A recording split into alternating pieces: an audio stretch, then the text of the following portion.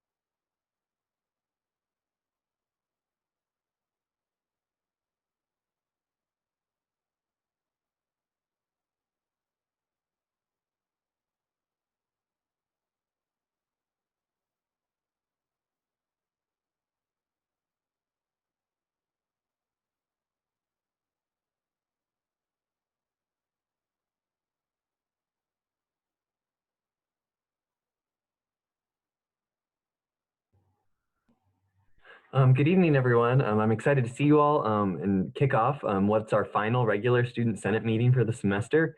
So with all of that in mind, we are going to go ahead and get started like we have for the past few weeks. I'm certain most of you know this by now, but please just try to adhere to kind of these like online etiquette things that we have. So, keep yourself muted unless you're currently speaking. Keep the chat limited to business. Motions require a so moved and a second in the chat. Change your name so it's easier for us to tell who you are really quickly. And then we'll do voting either through roll call or over the raise hand feature. And then please do not DM me because you'll really confuse my ability to read the chat with everything going on. So if you have any questions, just shoot them in the regular chat so everyone has the opportunity to see them. So with that, we are now going to proceed. I'm going to call this meeting of Student Senate to order. We'll forego the Pledge of Allegiance because we are meeting digitally. So with all of that in mind, we'll proceed into first roll call for the evening with Maggie. Good evening, everyone. All right. Sorry. I froze for a sec there. There we go. All right. Atchison. Here.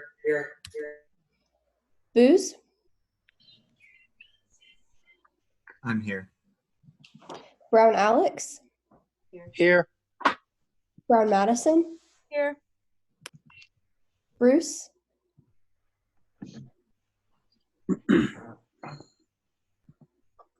Brummett.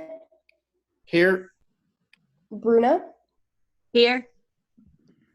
Burke. Here. Carlson. Here. Carr. Here. Clark. Clements. Here. Colburn. Here. Cox. Here. Thank you. Croslow. Here. De Santiago. Diaz de Leon. Here. Dilivo. Here. Fox. Was that a here for Fox? Yes. Thank you. Frederick, Here. Gallardo, Garrett, Here. Glasscock, Here. Grills, Here. Grolms, Here. Guzman, Hamlin, Here. Harmon, Here. Hurd, Here. Hernandez, Here. Hutchings, Here. Johnson, Here. Kidd, Here. Levi, Manners, Here. McKee, Here. McVeigh, Here. Muthakumar, Here. Knoll, Norwood, Here. Nunnink, Here. Panicatu, Here. Phillips, Here. Porter, Richenberg, Here. Rodriguez,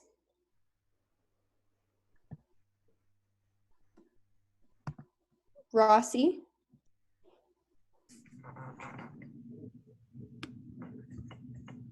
Schmidt,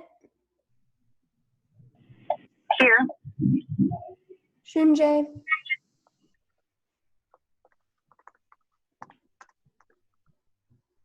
Snyder Blaine, Here.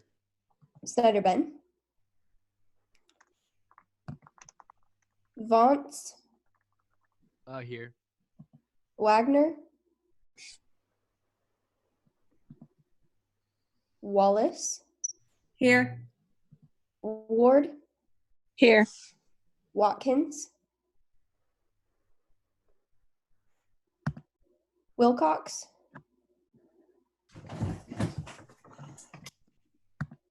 Willis, Here.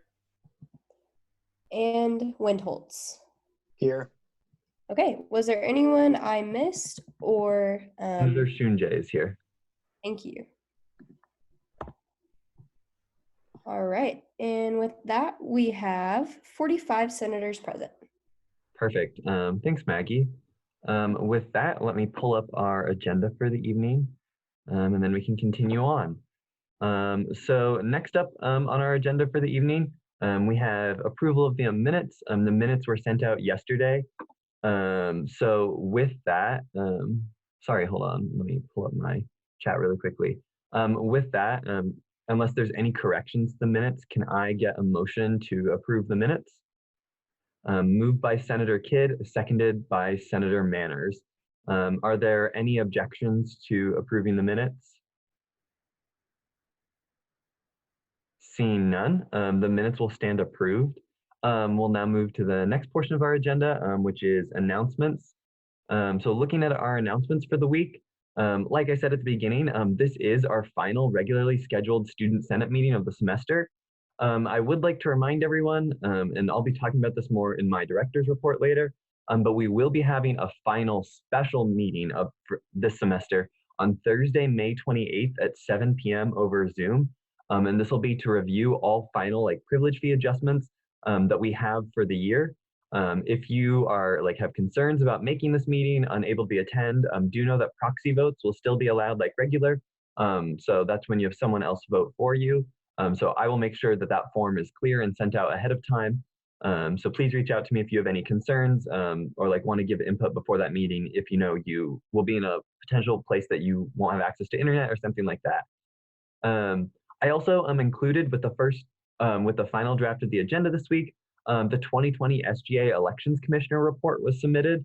And so that was included and sent out to all of you. If you have any questions about that report, please reach out to our former Elections Commissioner, Haley Spellman. That was a pretty great report that she compiled about our elections process from last year. And it has a lot of potential projects and things that could be done next year to kind of work on making elections more fair and equitable to all people involved. So feel free to take a look at that, and hopefully it inspires you. Next thing, we will be having caucus leader elections tonight during college caucus times. To do this, we'll be moving into various breakout rooms for each of our different colleges. More information on what this process looks like will be provided during Speaker Pro Tempore Billman's director's report for the evening. And then finally, SGA members of the week. First, it's Chief of Staff and former Travel Allocations Chairman Carson Chumlin for preparing fantastic transition documents to help transition the new travel allocations team and committee for the next year. Additionally, though, we want to thank all new senators who have been sworn in over the past couple of weeks, who have been willing to jump into their new positions and roles on such short notice. We really appreciate all the effort you've put in, even if you've just found out about Student Senate and SGA within the past couple of weeks. Looking at our upcoming events calendar, there's no regular meeting scheduled. So there's no regular meeting scheduled for the coming week. So again, our next meeting will be on May 28th. So this is really kind of the last time that we'll be present with each other. And then finally, ending on our quote of the week, kind of fitting for the last Senate meeting of the semester is "Don't cry because it's over, smile because it happened." And that's from Christopher Roche. So with that, next on our agenda for the evening is commendations. Before we move into this commendation, I just want to explain what it is, because this is the first one that we've had during this term. Commendations are a special form of legislation that we have that are basically an official congratulations, whether that's to students, faculty, really anyone, even organizations on campus. So this is something that senators will take the time to write, and then these people will receive a formal notice, either mail or email, about their basically just saying that student government congratulates them for whatever the commendation is about. Commendations are different from other legislation because we don't vote on them like appointments that we have. We just have to move to approve them unanimously, so all together. And it only takes 1 week. So the speaker will read the commendation, they'll come before us, read it, and then we'll just take motions on it immediately afterwards. So with that, we'll move into Resolution 2021-10, which is a commendation to Kevin Richardson. Is there a motion to consider this commendation? Moved by Chair Booz and seconded by Senator Atchison. So with that, we'll now move into Resolution 10. Will the author please come forward? Yeah, okay, let me find it on my computer. Okay, Resolution 2021-10, commendation to Mr. Kevin Richardson by Nathan Bothwell, Joseph Sifty, Lily Colburn, Brenda Hart, Ryan Kelly, Baden Kulkarni, Matthew Orkasowski, Jordan Payton, Natalia Rodriguez, and Jackson Willis. Whereas Kevin Richardson was a keynote speaker for the Black History Month keynote lecture presented by Kansas State University Black Student Union.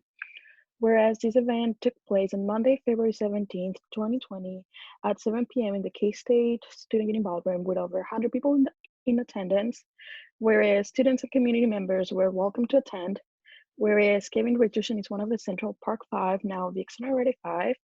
Whereas he received the Stacy Hall Humanitarian Award from the KSU-BSU for his advocacy efforts. Whereas it was Mr. Richardson's first time in the state of Kansas. Whereas events like this enhance our campus by bringing in new and different perspectives and experiences. Whereas KSU-BSU students helped make this event possible. And whereas this event was funded by the Diversity Programming Committee, be it resolved that Section 1, Kansas State University Student Governing Association commends Mr. Kevin Richardson for his continued advocacy for criminal justice and dedication to educate throughout his experiences. Section 2, KSU-SGA commends Executive Board of the Kansas State University Black Student Union and the students who volunteered to make this event a success. Section 3, upon passage by the Student Senate and signature of the Student Body President, a copy of this resolution shall be sent to Kevin Richardson, Commander Taylor, former KSU-BSU President, Kara Bruce, KSU-BSU President, Adrian Rodriguez, Associate Vice President for Student Life of Diversity and Multicultural Student Affairs. Tremaine Lindsay Jr., Director of Diversity and Multicultural Student Life. Brandon Clark as UBSU Advisor. All DPC members of the 2019-2020 term. Dr. Thomas Lane, Vice President for Student Life and Dean of Students, and University President Richard B. Myers. Are there any questions or corrections for our speaker?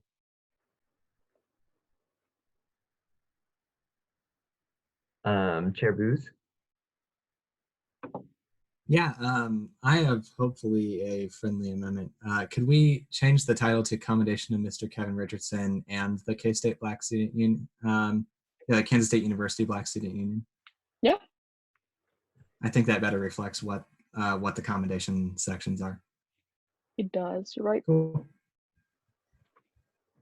Are there any further questions or corrections for the author? I think I have one correction. In section 2, after Kansas State University Black Student Union, do we have to put in parentheses again, KSUBSU? I We already did it. I believe technically because of our style guide, yes. Okay. So Senator Blaine Snyder. Yeah, just on line 38 where it says Students Senate, is that right? Like just the way students is? No, that should have no S at the end, and that should be capitalized. Thank you, Blaine. Okay. Are there any further questions, corrections, or comments on this piece of legislation? Seeing none, I will now seek a motion from the body to approve this unanimously. Moved by Senator Croslow, seconded by Senator Carlson. Are there any objections to approving this resolution unanimously? Seeing none, this resolution will stand approved. If we were in Wildcat Chamber in person, we would all clap right now. I don't want everyone to unmute their mics, but if you want to use the little clapping reaction, feel free to do so at this time to indicate like your applause. So that's really awesome that we were able to get a commendation through even in these times. So thanks, Natalia, for taking the initiative and writing that. Next on our agenda, we'll move into approval of appointments for the evening. So with that, we have one appointments bill. I will now seek a motion to consider Resolution 11.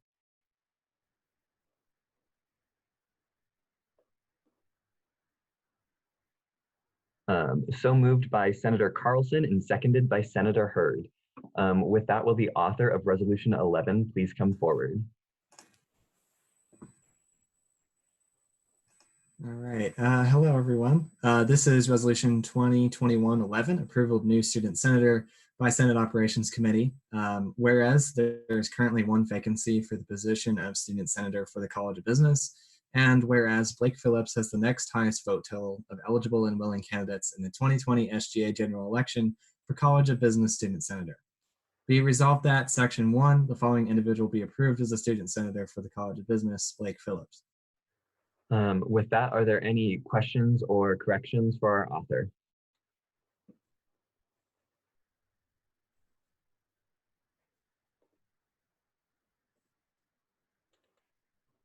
Seeing no questions or corrections, I will now seek a motion to approve this resolution unanimously.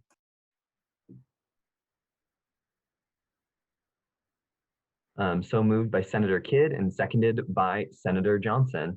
Are there any objections to approving Resolution 11 unanimously?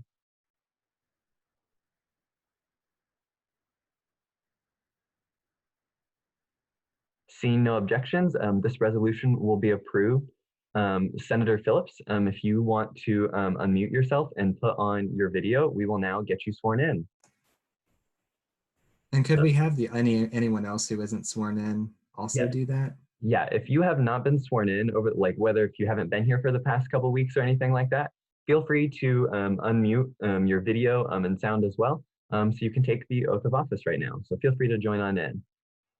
So with that, if you all will raise your right hand, at the end of this, you will just say, I will. So I do solemnly swear that I will faithfully execute the office of student senator and will, to the best of my ability, preserve, protect, and defend the Constitution of the Kansas State University Student Governing Association. I will. I will. I will. Awesome. We're so glad to get all of you guys sworn in and officially as senators right now. So glad to have you all here. With that, we will now move into our next portion of the agenda, which is committee reports. Are there any committee chairs who would like to give a report right now? Chair Booz? Sure, thanks. I just wanted to give a quick report just to update people on where I am, both on filling vacancies and also just on a lot of other things that I've done, or, I will be doing over the summer for ops. So as far as vacancies go, it seems, according to my count, we've sworn in 68 or 58 senators, which is pretty cool. Health and Human Sciences, I'm going to have to contact their college council, which is the next step after exhausting all of the write-in votes for each thing. And then also there's a few other people who haven't been sworn in who will swear in at the beginning of next semester. So I will mostly stop during the summer because it doesn't necessarily make sense to expect people to check their K-State email during the summer. But if I need to continue doing that, I can. Also, I'm just, during the summer has always been the best time for me to work on things. And so like one of the things that I'm going to be working on this summer is the style guide that was actually mentioned during one of the previous resolutions. And so if you have any suggestions for that style guide, or for a guide on how to write legislation, or really for anything around what Senate operations would be doing, please let me know. And if you're a member of Senate operations, or if you're not a member of Senate operations and would love to help work on that as well, I'd appreciate any help you may have. But also this is a crazy time, and so I don't expect that of anyone. And so, yeah, I'll be doing that. And then finally, one of the things in the SGA elections report that was just submitted is a list of suggestions, including one that's implementing instant runoff voting.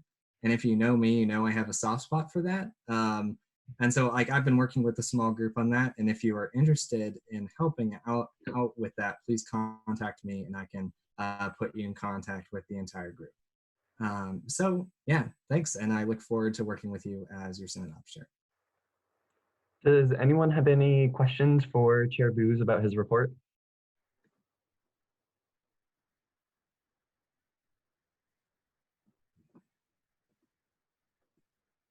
Seeing none. Thank you, Andrew. Thank you. With that, are there any other committee chairs who would like to give a report right now?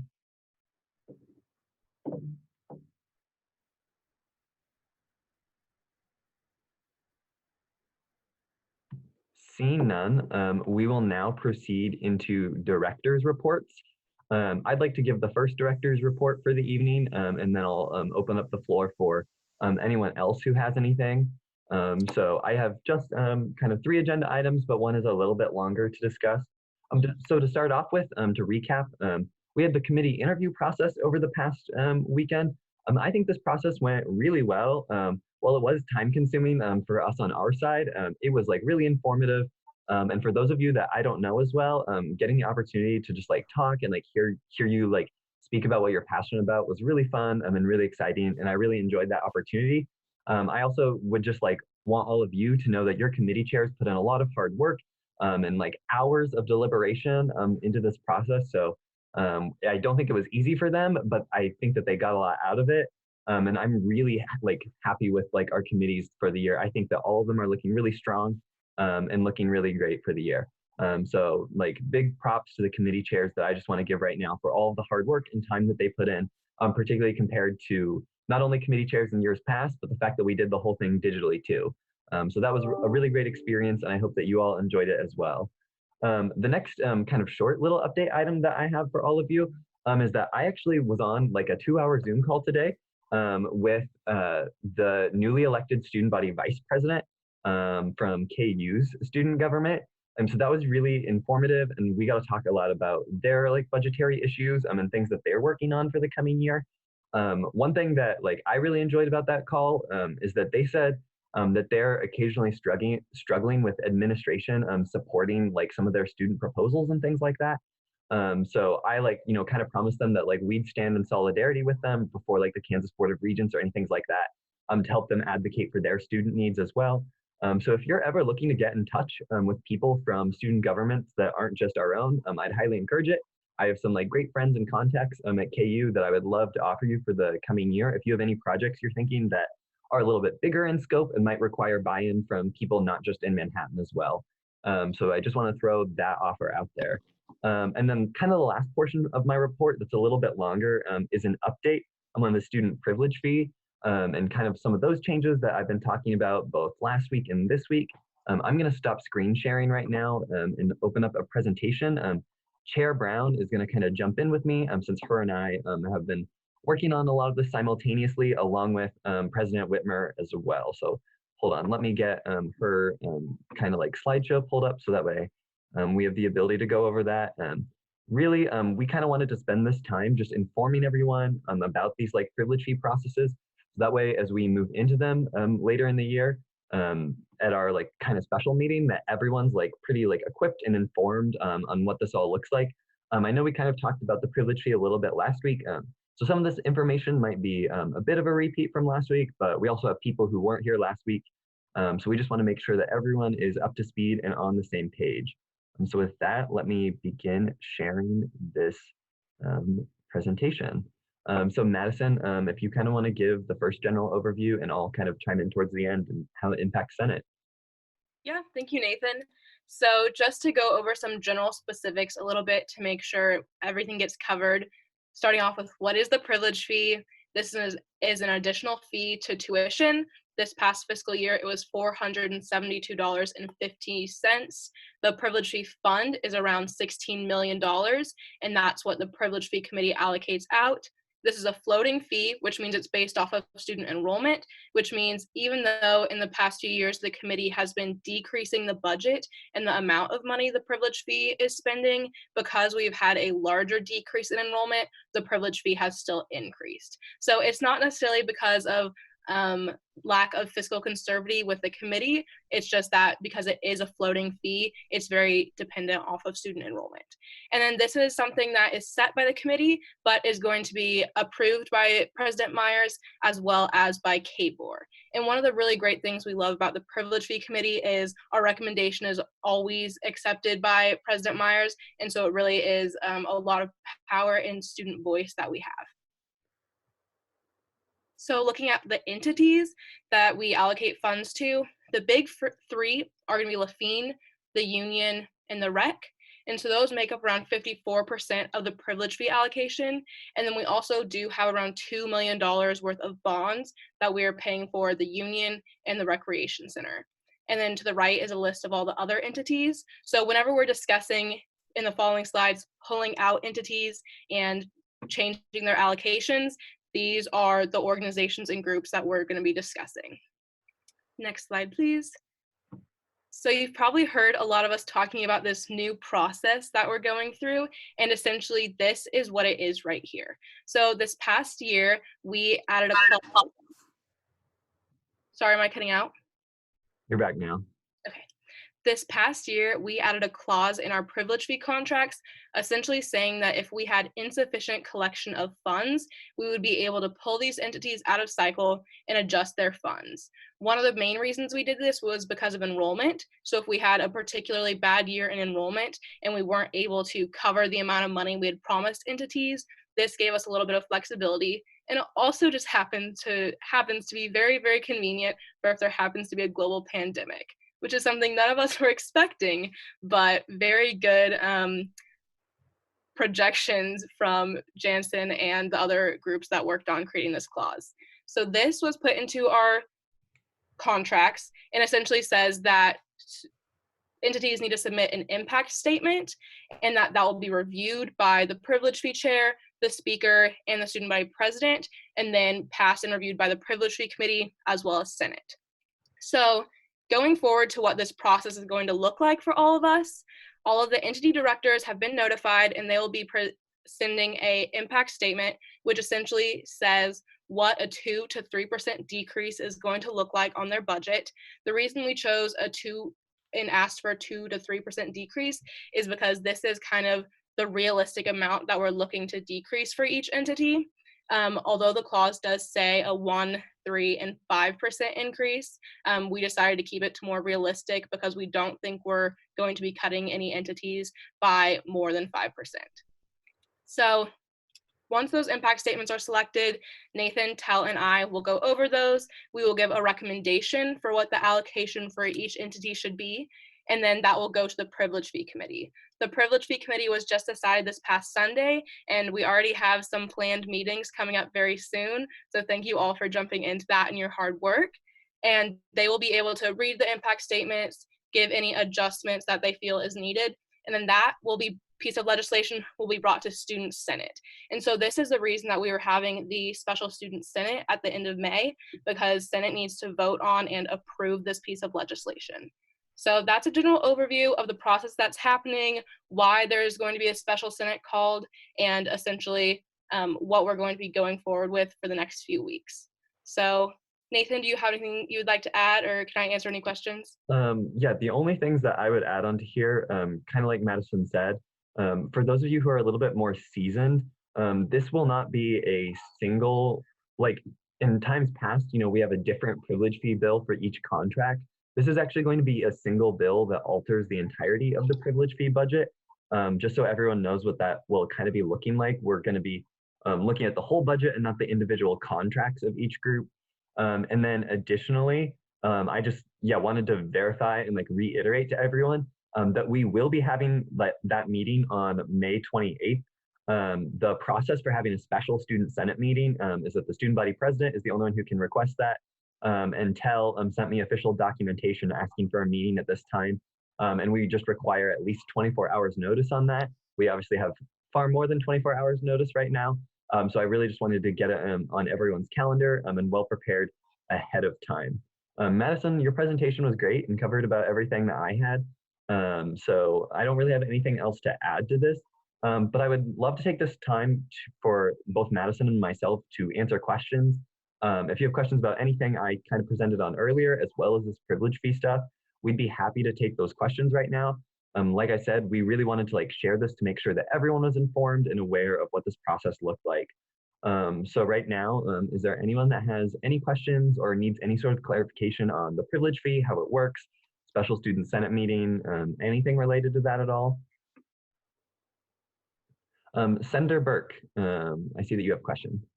Yeah, I was just wondering about the committees. Is that going to be published anywhere, a list of who is on what committee? We have not, I guess, officially published that, but every senator should have been assigned their committee for the coming fall already. The committee chairs did email out all of those. We have not made that official. I guess I haven't posted it anywhere publicly. But if anyone has any questions about that, I'd be happy to show. I have a big master spreadsheet of where everyone is, if anyone wants to see that.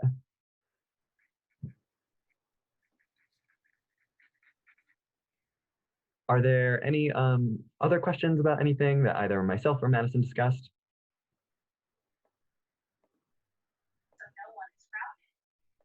Nathan, do you mind if I add on 2 more points? Yes, go for it, Madison.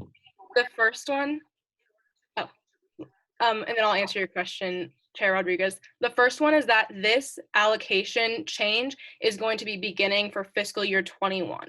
So essentially, this is going to be changing the budget and the amount of money that they get starting this July. So that's why this all is so condensed, because it's really important that we get all this done before the June KBOR meeting, where we will be presenting our privilege fee and tuition recommendations for KBOR, as well as typically we take 2 weeks to view student privilege fee bills. And so it'll be introduced 1 week, voted on the next week. We will be special ordering this at the final student senate. So if you have any questions at all, please, please, please ask those as in advance as possible, because we are going to be wanting to introduce and vote on this piece of legislation within the same night.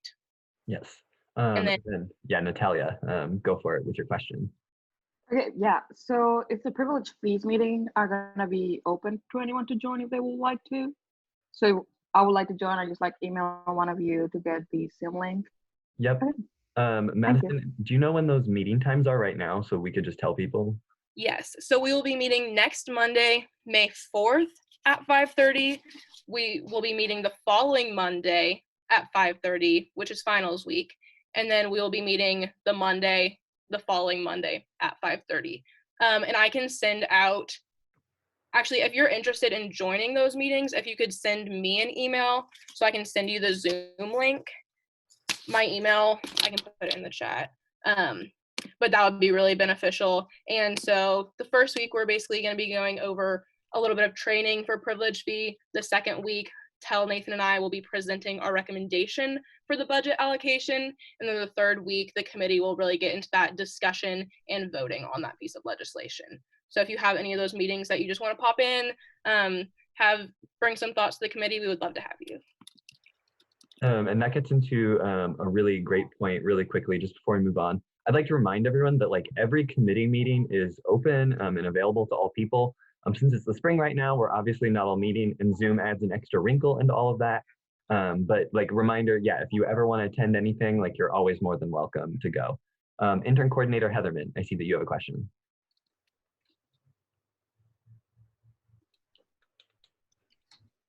Sorry, did you call on me, Nate? It cut out.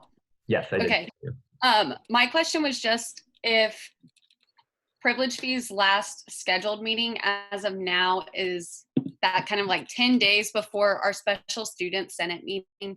If the legislation happens to be done earlier, Madison, would you mind sending that out to all of SGA so we can get more time to formulate those questions since it's special ordered? Yes, that's a great idea. And I did leave a little bit of room within the committee in case the committee needed to go an extra week to discuss and decide their final vote. But whenever we have the legislation done, if it's before that time, I can definitely send it out so you guys can know what to prepare for Senate. Great, thank you. Any further questions about the privilege fee or any part of my report?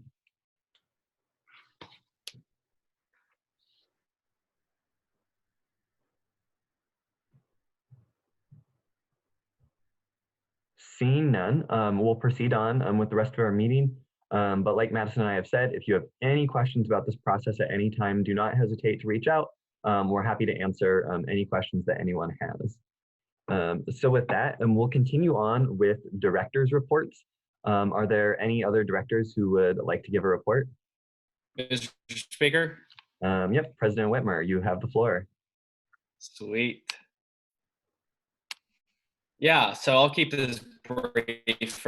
On a positive note, the Tuition Fee and Fee Strategies Committee on Tuesday this week. And if you have not heard yet, the university intends on bringing a proposal to the Kansas Board of Regents to keep our tuition and student fees flat for the semester to come, or for the academic year to come.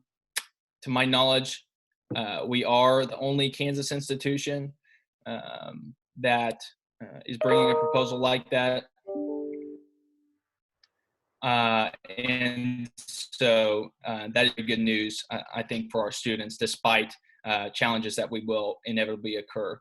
Another thing to keep a lookout is for a university communication on the CARES Act student aid that we're being offered from the federal communication coming out in the near future about an online application for students who are specifically affected by the pandemic for student aid that we have available to us. And then the university is still planning for about every contingency we can think of for opening our campus safely in the fall. And so we can hopefully, again, keep a lookout for a communication from the university on their intentions for the fall semester soon. Governor Kelly had a press conference at 6:30 this evening. I assume she's done by now, but she unveiled her plans for opening the state. And so just again, as a university, we've kind of been waiting for this information, and we'll be following the federal, state, and local guidelines that we have available to us while we work on opening our campus. And so if you are interested on her plan for our state, you can go to covid.ks.gov for more information. And then, like Nathan said, we will be meeting at the end of May to finish our business for the term. So tough times are definitely ahead. That's for sure. But if like just being involved in the various circles on campus regarding planning for the upcoming school year, I'm very confident in our leadership right now.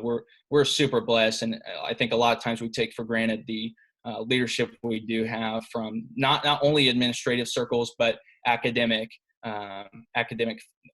field as well. So that's all I have for tonight, and don't be afraid to reach out with any questions or concerns you have. Thank you. If there's any questions for the speaker, those can go now. Senator Garrett typed in the chat, would the flat rate for tuition proposal apply to out-of-state students as well as in-state students? Yeah, so to my knowledge, the flat rate, I mean, without a doubt is for in-state students. We're not, and again, to my knowledge, we're not raising tuition in any way in our proposal. So we're not, I wouldn't say we're not lowering tuition by any means, but we're keeping it flat. So it should apply to both in-state and out-of-state students at this point. Are there any further questions for President Whitmer?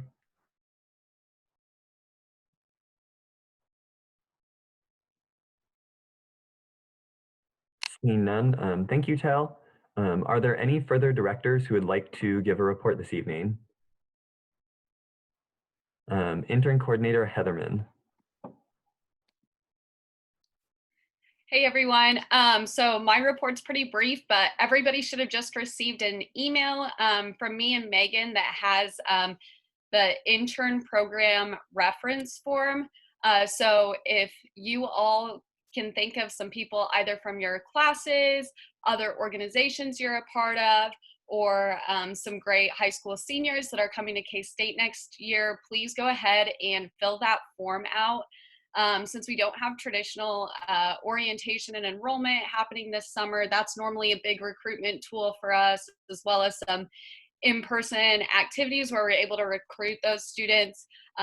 So please, please, please fill out that form. It'll make up a big pool of the people that we're able to personally connect with over the summer. And as you all know, a huge part of our ability to get great people into this organization, into positions, Senate seats, etc., come from the intern program. So I would challenge all of you to at least get 3 people on that form. And don't underestimate either the number of current students who could be interested in that. You should be able to forward that form to other people too, if you can think of different, like maybe leadership classes or like classes that kind of tie into like SGA skill sets. If you want to forward that to different instructors or people across campus, they should be able to complete that too, so we can get in touch. And with that, I believe I will stand for any questions. Are there any questions for Intern Coordinator Heatherman? I will add one thing, which is there's no strict timeline to that. But while it's on your mind now, it's a good idea to do it sooner rather than later. So thank you. Any other questions for Intern Coordinator Heatherman? Seeing none, are there any further directors who would like to give a report?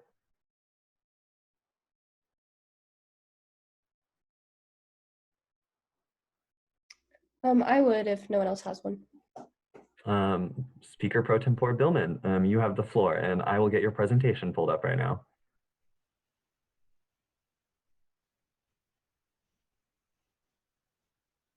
All right. Just warning everyone, my connection is a little apologize.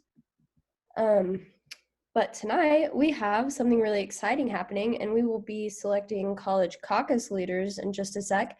So I wanted to give you all just a little rundown about what college caucuses are, what you do in them, and then a little bit about the role of college caucus leader. So Nathan, if you could, Speaker Bothwell, if you could go to the next slide, please. All right, so what is a college caucus? So basically it's just all like the group of senators representing your college.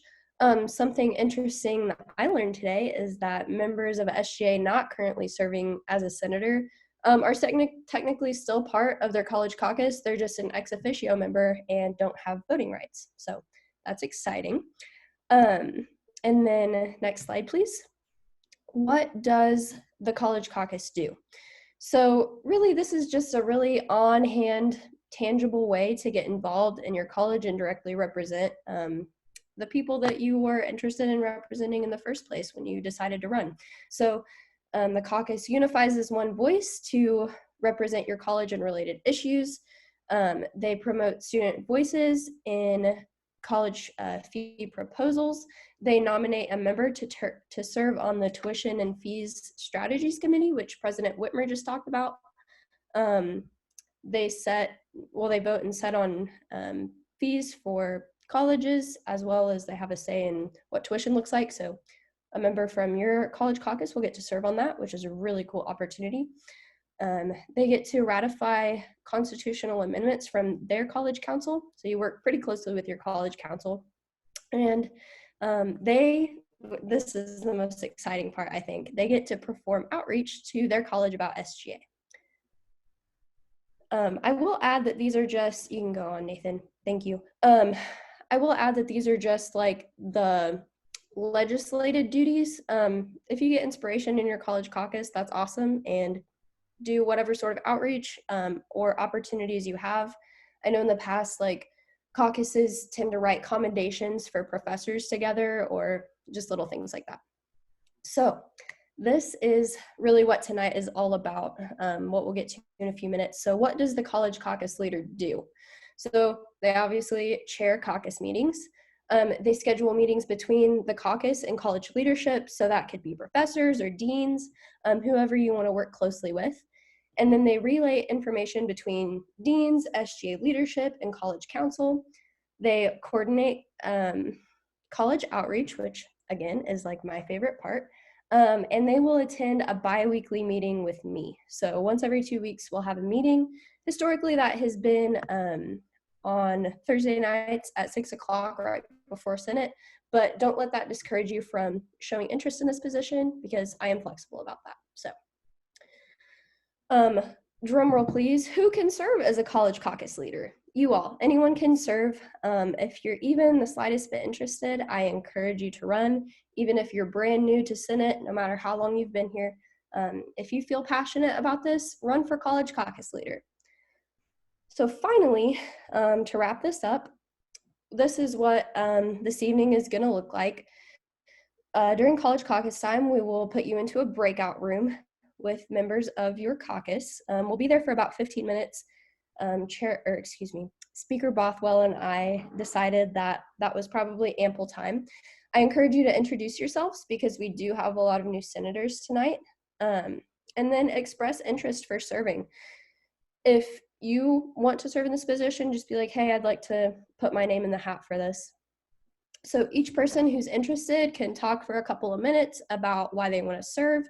There's really no hard time cap on this. It's really up to you all.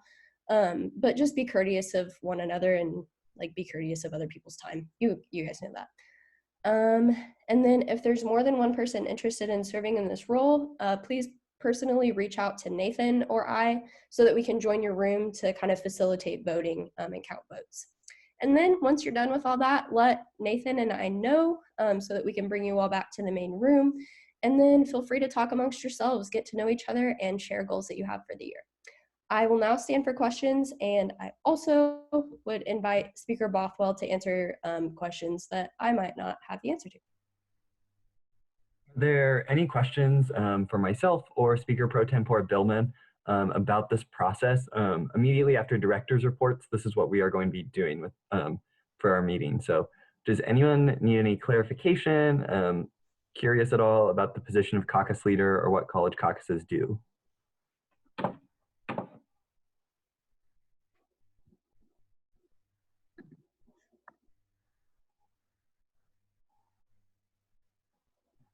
Seeing none, we'll proceed on with our meeting.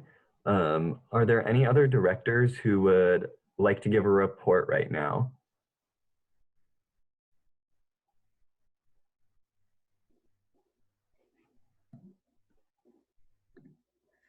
Seeing none, so next on our agenda is college caucus time for the evening. So kind of with that, I'm going to be dividing everyone into breakout rooms. This process will take me a little while, seeing as there's over 60 people on this call. So kind of consider this like a short informal recess right now. I think it'll take me a couple minutes to get everyone sorted. But I'm going to be moving everyone into a breakout room. If you're not a student senator, but I know like what college you're in, I'll be moving you into a room. If I don't know, I'll probably just keep you in this main room. But you can like PM me if you want, and I can move you into a room at any time if you're interested in seeing those conversations. Just a reminder that senators are the only one who do get a vote on these positions. It is a senator who serves as caucus leader. Please private message either myself or Maggie once you have a caucus leader decided. For those of you that are the one-person caucuses, so that would be College of Architecture and College of Veterinary Medicine, I'll probably just leave you here in the main room for now, and you can kind of just enjoy a short little recess at this time. So since your caucus is you and you are the leader of that caucus. So with that, if you all will bear with me for just a moment, I will announce, unless there's any questions, Intern Coordinator Heatherman, I see your hand is raised. Hi, I just wanted to mention Senator Crosslow had a really good suggestion a few weeks ago about if you know how to rename yourself on Zoom, if you want to put like an abbreviation for your college in front of your name, it'll help Nate get sorted a lot faster. It would. So I'm gonna try my best. I'm pretty certain I know where everyone belongs quickly. So feel free to add that though while I'm going through this process. So if you all bear with me, I'll make an announcement before I actually assign out all of those college caucuses. So give me just a moment. While Speaker Bothwell is doing this, one thing that I did forget to mention was that each college caucus can only have one caucus leader, so keep that in mind.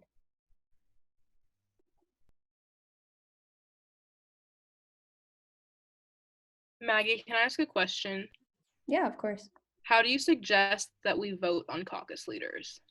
Yeah, so if you have more than one person and like you're done speaking about everyone, just personally message Nathan or I, and we'll pop into your breakout room and we will like, I guess just ask everyone to use the raised hand feature or maybe like close their eyes and raise their hand, just however that'll work. But we will be counting those votes so that way it's just fair and honest, I guess. Thank you. You're welcome. Thank you for the question. I have a question as well, Maggie.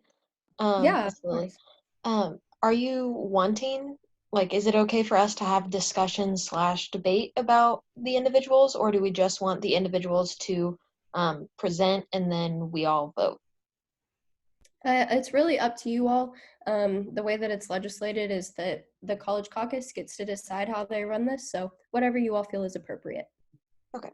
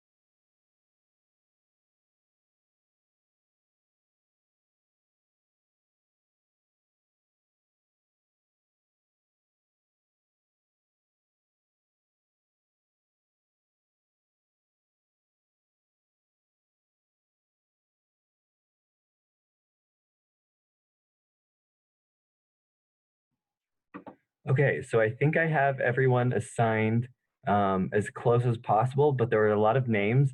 I'll make any final adjustments right after you all go off to your rooms. Just kind of in the interest of time, since it's 7:58, we will try to reconvene by 8:15 p.m. Through this process. Like Maggie said, please just private message either her or myself, and we can jump into your room to facilitate any sort of voting, discussion, any questions that you might have. And I tried to get all of the guests as well as like directors and everybody else assigned as well. So with that, you should all get a notification to head off to your breakout room right now. And I'll look forward to seeing all of you in just a little bit. So here we go.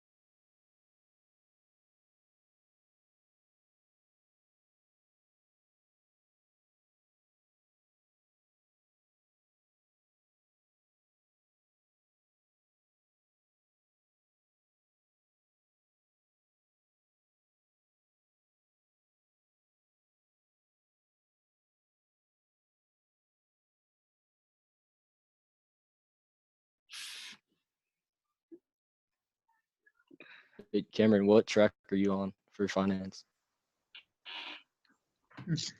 Good question. You're a finance major, Cameron?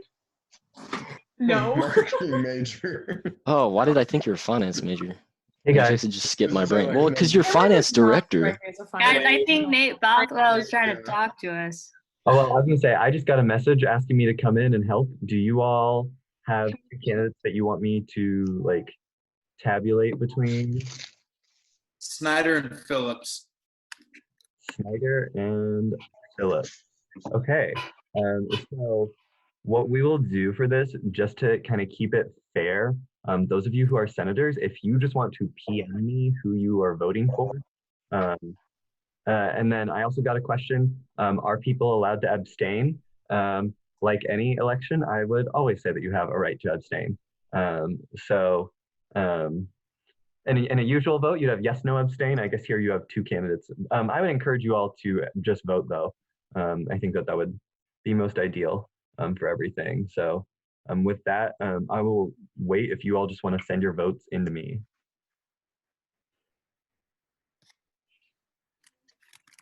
And there's 8 of you, right, who are senators right now? I count 1, 2, 3, 4, 5, 6, 7, 8. Okay. So I will wait for 8 votes to come in. So we've got.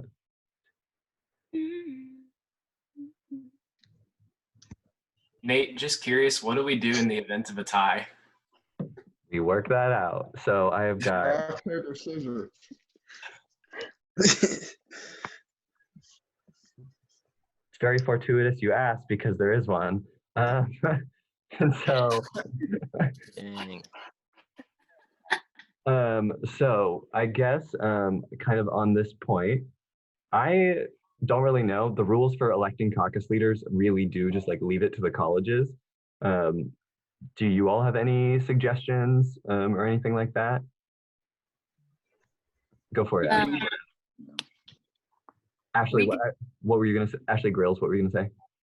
Yeah, I was gonna say that like everyone in total could vote, so including the non-senators. I think that that is fair if you all choose to do that. Is that an odd number then? 1, 2, 3, 4, 5, 6, Yeah. 7, 8, 9, 10. That is an odd number. There's 11 of you then, so there would be no tie. I am comfortable with that if everyone in this room is comfortable with that. But I think that is the easiest solution. I'm seeing all thumbs up and nods from everyone. So those of you, I'm assuming everyone wants to keep their vote the same, who probably just voted. Those of you who didn't vote, if you just want to shoot me a message right now, there should only be 3 of you since I have 8 votes.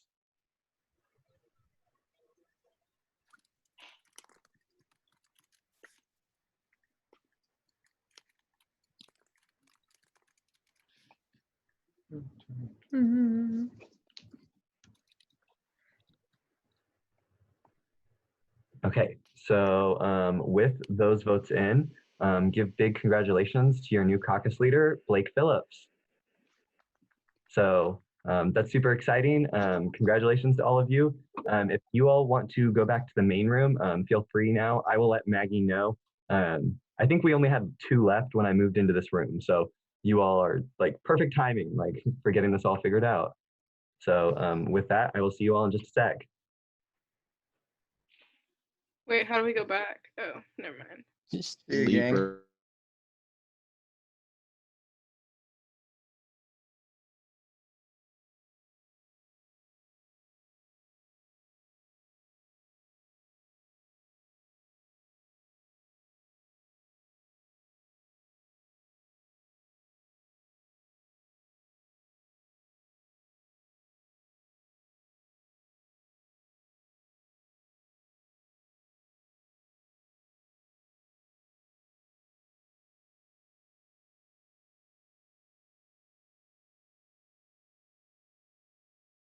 They're the same thing. The same code. See, to us Americans, it's the same thing. I think they're both just sweet potatoes. Hi, Nathan. Hey, Bothwell. Hello, engineering. Sorry, I muted myself. I was just curious if you all had finished up yet. You were just one of the last 2 I hadn't heard from yet. I thought I texted you a while. Oh, We need to vote. 18 minutes. we Or need- sorry, 4 minutes ago. Okay, you texted me while I was administering the business vote. So with that, Right. the way we did this, and this worked really well, is if you all just want to like shoot me a private message, those of you that are senators, can I know who the candidates are, like, and how many we have, just so I know what I'm looking for? 2. There's Yeah, we have 2. Okay. Sorry, go ahead. Sorry, we have 2, and who are they? They're Senator Glasscock and Senator Clements. Okay, perfect. If you all, how many senators are there here? 1, 2, 3, 4, 5, 6, 7, 8, 9. So you all have 9 votes, so no ties, which was an issue in business and why it took longer there, because they have 8 senators. But so if you all, And they actually had a tie? yes, they did. So we had to be. Wow. But so if you all just want to shoot me your message, I'll wait till I get 9 messages in, and then I'll just announce what your result is. So.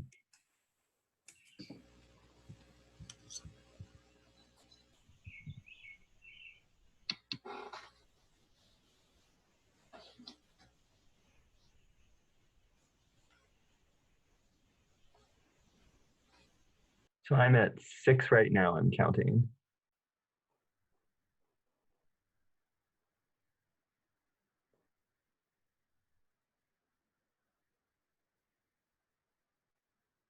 I am at 8. Is there anyone who hasn't, did I count right? 1, 2, 3, 4, 5, 6, 7, 8, 9. So I count 1, 2, 3, 4, 5, 6, 7, 8. I still count 8. I've got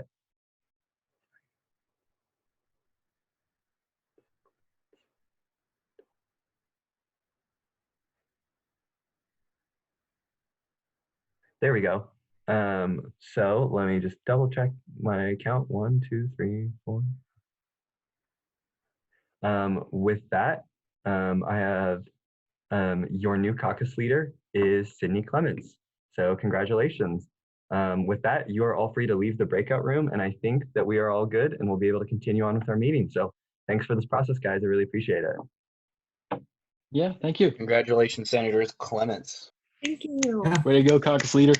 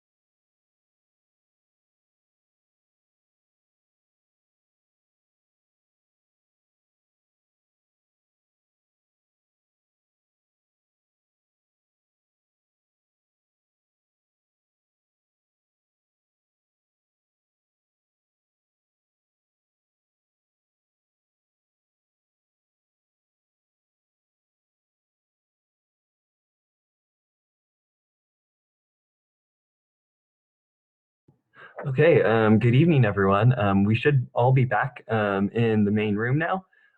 So thank you all for that process. Sorry about going a little over time. There's only so many of Maggie and myself to go around. So we had people asking for us in different rooms while we were administering votes in other colleges. With that, I'm going to turn it over to Maggie really quick so she can announce who all of the new caucus leaders are for the coming year. Hi everyone. So exciting stuff. Feel free to like clap and cheer in your own personal space if you want. You can also use the little reaction. So going in alphabetical order, do a little drum roll. For the College of Agriculture, we have Bryce Atchison. Woo! For Architecture, Planning, and Design, we have Morgan Garrett. Woo! No one saw that one coming. Sorry, she's the only one. For the College of Arts and Sciences, we have Jackson Willis. Woohoo for him. For business, we have Blake Phillips. Congrats, Blake. For the College of Education, we have Joshua Diaz de Leon. Woo! For the College of Engineering, we have Sydney Clements. Woohoo! For grad school, we have Marcus Kidd. Woohoo for him. For Health and Human Sciences, we have Bryn Carlson. Congratulations, Bryn. And for veterinary medicine, we have Madeline Burke. Woohoo! So congrats, everyone. And then a fun little thing you can do is you can go ahead and rename yourself like Caucus Leader so-and-so. So feel free to do that. And congrats, everyone. I will be probably sending you an email sometime soon. So congrats. Awesome. Thank you all for participating in that process. It went rather smoothly, I thought, over Zoom with the breakout room feature. So thank you all for participating and doing that. We're really all excited for these new leaders to step up into their positions for their coming year. Caucus Leaders is a really great and fun role that's really vital to SGA. So with that, let me just start sharing the screen to get us back on the agenda, and we'll be continuing on with the rest of our meeting. I can make sure I have the agenda pulled up, sorry.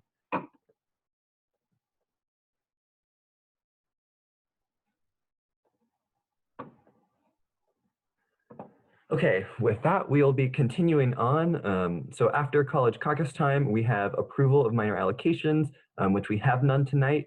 So next we'll be moving into final action and voting on legislation.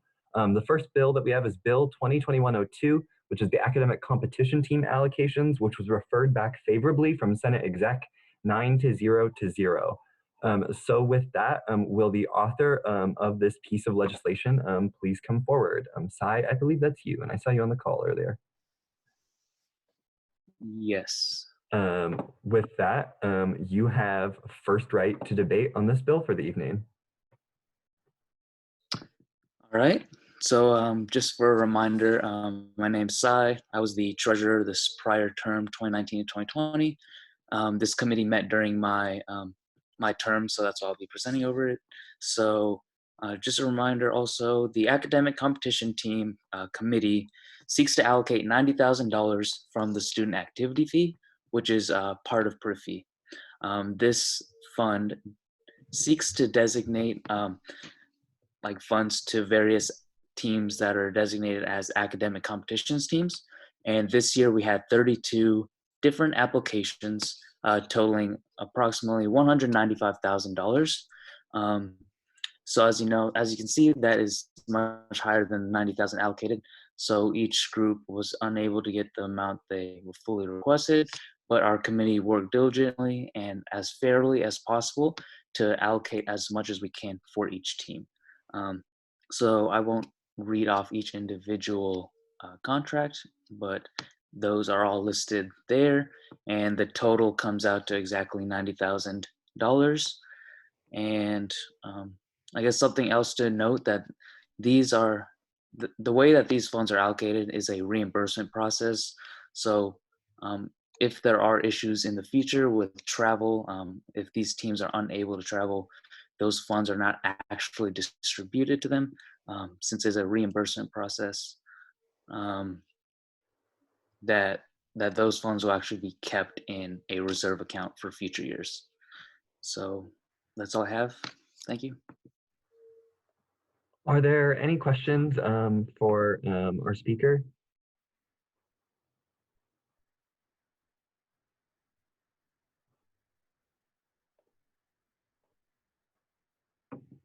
Seeing none, I'll now offer an opportunity for any debate in the negative. So is there any debate in the negative on Bill 2?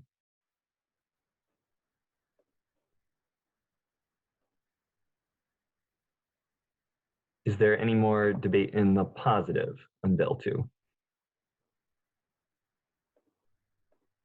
Any more debate at all?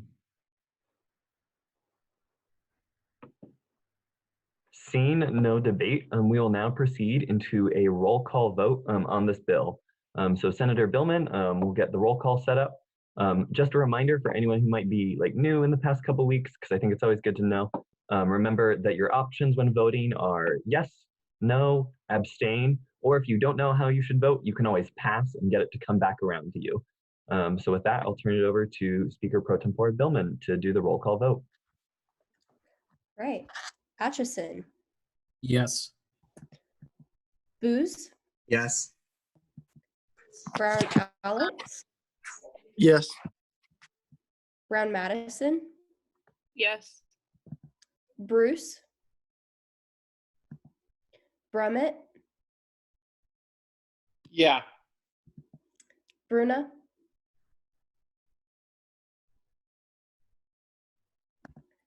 Burke.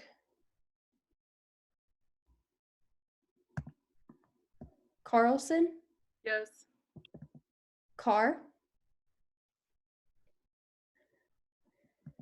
Clark.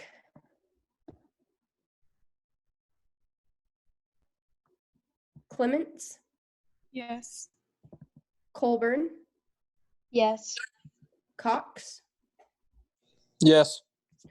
Croslow. Yes. De Santiago. Diaz de Leon. Yes. Dilivo. Yes. Dowd. Oh, I'm sorry. Fox. Frederick. Yes. Gallardo. Garrett. Yes. Glasscock. Yes. Grills. Yes. Gromes. Yes. Guzman. Hamlin. Yes. Harmon. Yes. Hurd. Yes. Hernandez. Yes.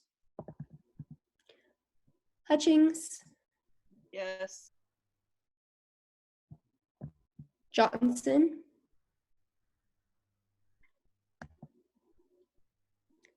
Kidd. Yes.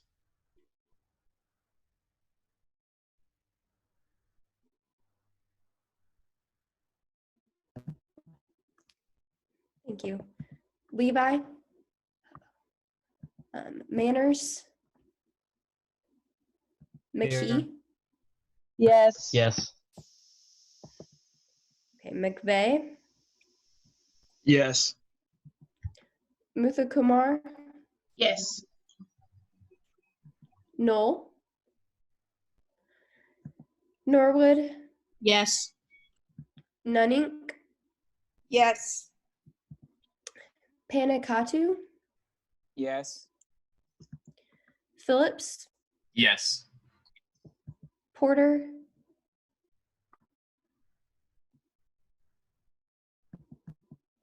Richenberg.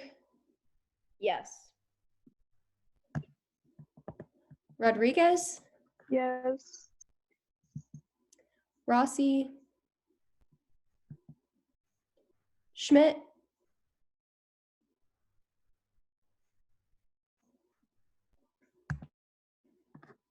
Shunjay. Yes. Snyder Blaine. Yes. Snyder Ben. Yes. Yeah. Gaunt. Wagner.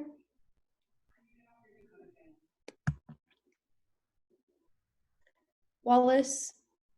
Yes.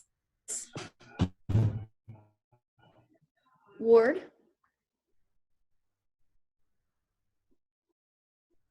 Senator Ward is a yes. Watkins. Thank you. Wilcox. Willis. Yes. And Winholtz. Yes. Okay, was there anyone whose name I didn't call Um, or who was not able to vote? Senator Carr was a yes, and Senator Johnson was a yes. Thank you very much. Let me get that updated really quickly. Okay.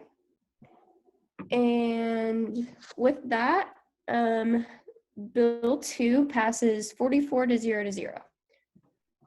Perfect. Thank you, Maggie. With that, we'll move on to our next piece of legislation. Our next one is Bill 3, the request of transfer of funds of the privilege fee, debt reduction, and emergency allocation and bond surplus accounts. What a mouthful. That was referred favorably from the privilege fee committee, 9 to 0. So with that, will the author please come forward? And then have any changes been made? No. With that, you have first right to debate. Great, thank you. So this is the piece of legislation that is going to be taking money out of our debt reduction account to fulfill the shortfall that we have for the privilege fee this year. And then it is also going to be taking money out of our bond surplus account and putting it into our debt reduction account because we have to remain legally a requirement of 5% in our debt reduction account, 5% of the total privilege fee. So that's what this piece of legislation is doing, is essentially taking money out to make sure we can cover the money that we've allocated for the fiscal year 20 privilege fee, and then backfilling that debt reduction account with bond surplus. I now stand for questions. Are there any questions for the speaker?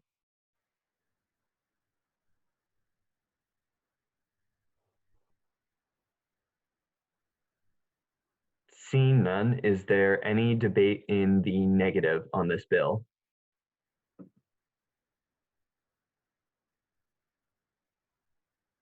Is there any more debate in the positive on this bill? Is there any more debate at all?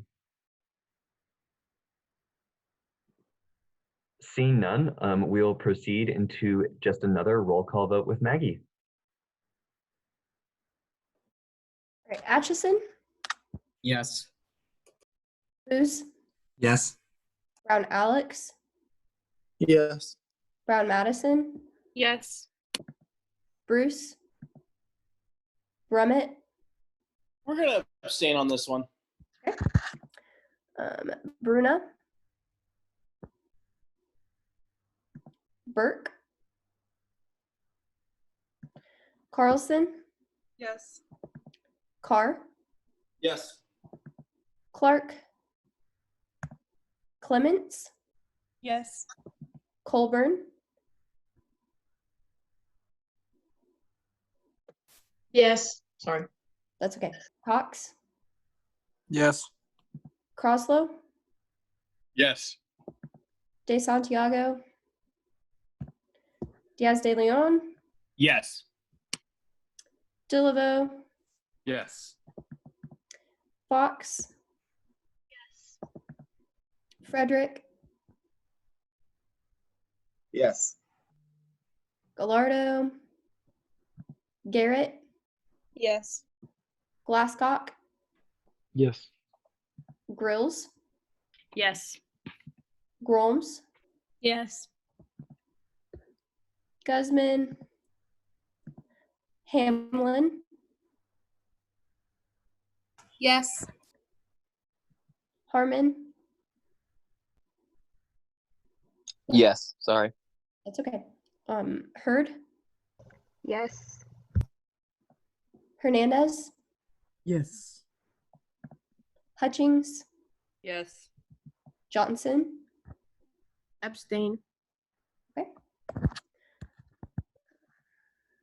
Kidd, Yes. Levi, Manners, Yes. McKee, Yes. McVeigh, Yes. Muthakumar, Yes. Norwood, Yes. I'm sorry, I forgot to call Noel. Okay. Nunink, Yes. Panikatu, Yes. Phillips, Yes.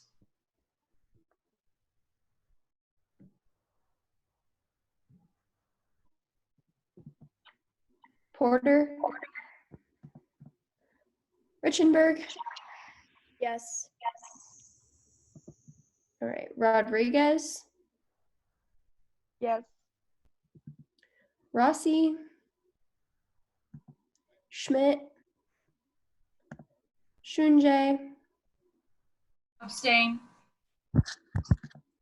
Snyder Blaine, Yes. Snyder Ben, Yes. Vaughns, Yeah. Wagner, Wallace, Yes. Ward, Senator Ward is a yes. thank you, Watkins, Wilcox, Willis, Yes. Windholtz. Yes. All right, and then I'm seeing a yes by proxy for Gallardo. So 1 second, let me get that in there. That one, sorry, whoever is proxy for Gallardo, I didn't have that approved ahead of time. So I'm Okay, so gonna, never mind. yeah, so for that one, don't count that for now. But there is a yes from Caucus Leader Burke and from Caucus Leader Phillips. Perfect, thank you. I got Phillips the first time around. Okay, anybody else? Everybody good? Okay, with that, Bill 3 passes 42 to 0 to 3. Thanks so much for that, Maggie. We'll be moving on to the next piece of legislation on our agenda, which is Resolution 9. And so that is recommendation to consider student input on KSU Foundation on their Alumni Village project. With that, will the author please come forward? And we'll, okay, and I see it, Cameron. Have any changes been made? Yeah, so in the Senate Exec Committee, we revised and added some to the therefore be it resolved clauses. So I'll kind of read over that once more. Section 1, Kansas State University Student Government Association formally recommend that the Kansas State University Foundation hold a virtual forum to allow student concern to be heard on the Alumni Village project. That's pretty much the same. Section 2, KSU SGA recommends that the Kansas State University Foundation create a larger committee of K-State students to better gauge student feelings toward and provide recommendation for the duration of the Alumni Village project. That's something that we added, but I'll elaborate more later. Section 3, KSU SGA recommends the process of appointing members to the Real Estate Advisory Board be examined and changed to provide a diversified representative set of student view while still limiting individuals to ensure confidentiality. That's been added. Section 4, KSU SGA recommends the Kansas State University Foundation work with SGA leadership to better educate students on the general process from proposing to approval of projects in an effort to increase understanding and education regarding Kansas State University Foundation initiative. Section 5, KSU SGA commends the KSU Foundation for understanding that we can best advance the mission and goals of Kansas State University when we work together. KSU SGA appreciates the efforts of KSU Foundation to include the student voice and looks forward to further collaboration in the years to come. And Section 6, upon passage of this resolution and signature by the student body president, a copy of this resolution shall be sent to Kansas State Foundation Representative Kate Ryan, K-State Foundation President Greg William, K-State Alumni President and CEO Amy Button, and University President Richard B. Myers. So our thinking with the be it resolved clause additions there was just to kind of reinforce the sentiment that I was trying to construe when I wrote this, and that is that this resolution is not an attack of the K-State Foundation, but rather just a push along the way to try and get more student input in their project. And I think we really construed those thoughts nicely in the be it resolved clause. Trying to think of what else I had to say. Yeah, I'll stand for a question. Yeah, so that was just the changes. So do you have, I see a couple changes from Chair Booz about grammar. So first I see just changing a capitalization and a misspelling. So I will make sure to get those corrected. Senator Booz, Caucus Leader Phillips had a question for you, Cameron, saying that the foundation is referenced in 3 different ways in this document where it says Kansas State University, KSU, and K-State. And he was just wanting to ask you if there was like a consistent way you'd want it to be listed throughout the document.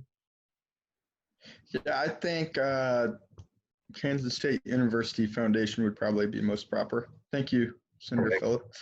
We can make that change. Yep, we can get that before it gets sent out. With that, you have first right to debate on this resolution. Yeah, I think that this resolution is really a good step in the right direction of trying to maximize the student input on K-State Foundation project. I recognize that they're a separate entity from the university, but their mission is still to serve us as students, and whatever we can do to maximize the value that they're providing for K-State students is what we should look to do. This was an issue that was brought to my attention by my constituents. So with that, I kind of recognized that the 5-person student real estate committee was not adequate in representing the student body. And so I kind of worked on this resolution, and here we are today. I'll stand for question.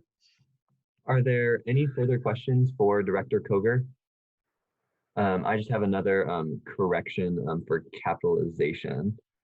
So thank you for that, Chair Colburn. I will make sure to correct that as well before it is finalized.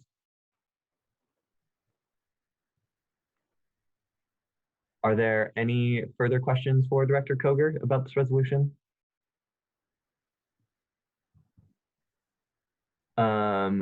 Senator Shunjay. The question is, will this student input be in form of a donation, or how are we gonna input as students? Is it in form of like giving some money to the foundation, or how are we gonna achieve this? I'm not sure if I missed it. I'm sorry if you already mentioned it. No, I appreciate your question. Our student input in this would just be in their decision-making process for what they do with their university project. The K-State Foundation is ran off of private, typically alumni donation.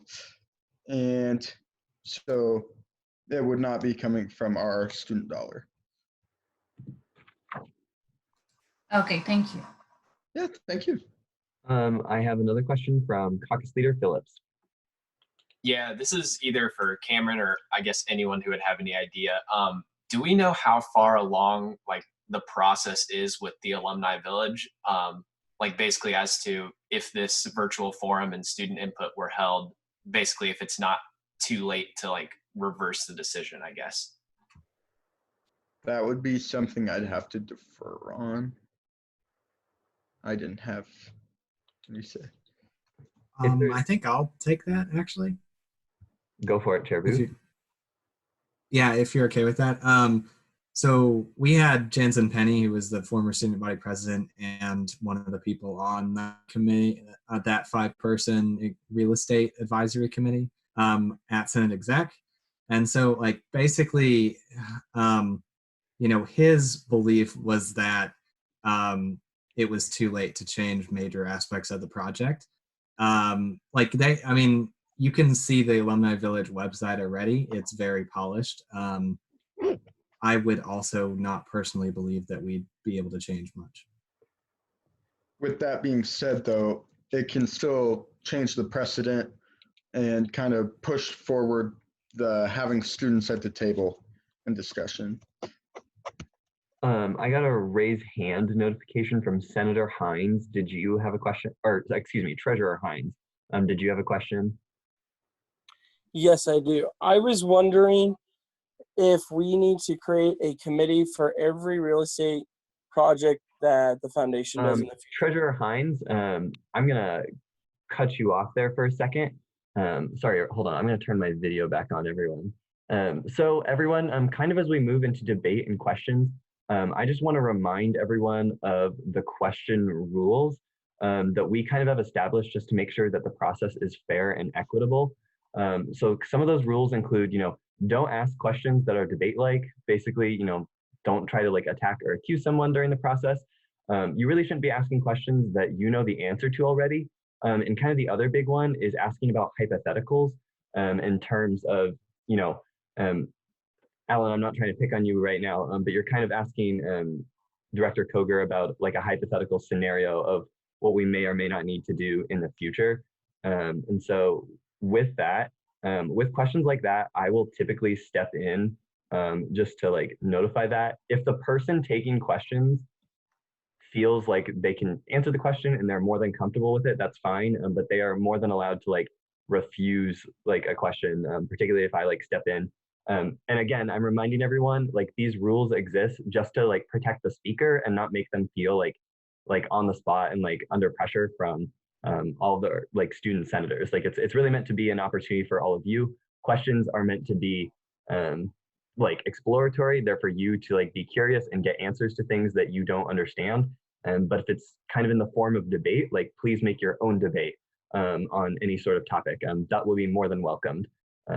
So sorry, Senator, or sorry, Treasurer Hines, I just needed to jump in. I think this is a good opportunity for me to discuss that because we haven't had that yet. And your question to me kind of comes across as a hypothetical. So, but Director Koger, I know that's a question you've been asked before, so. Yeah, you can go ahead and ask me, Alan. I'll field it.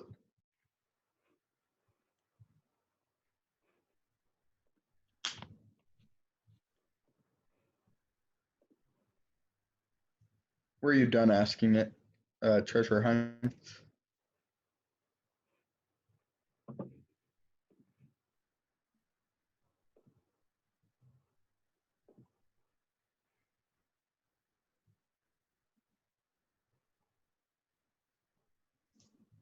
We good?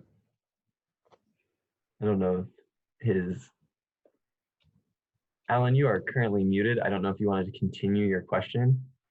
If not, are there any further questions from anyone else in the body about this resolution?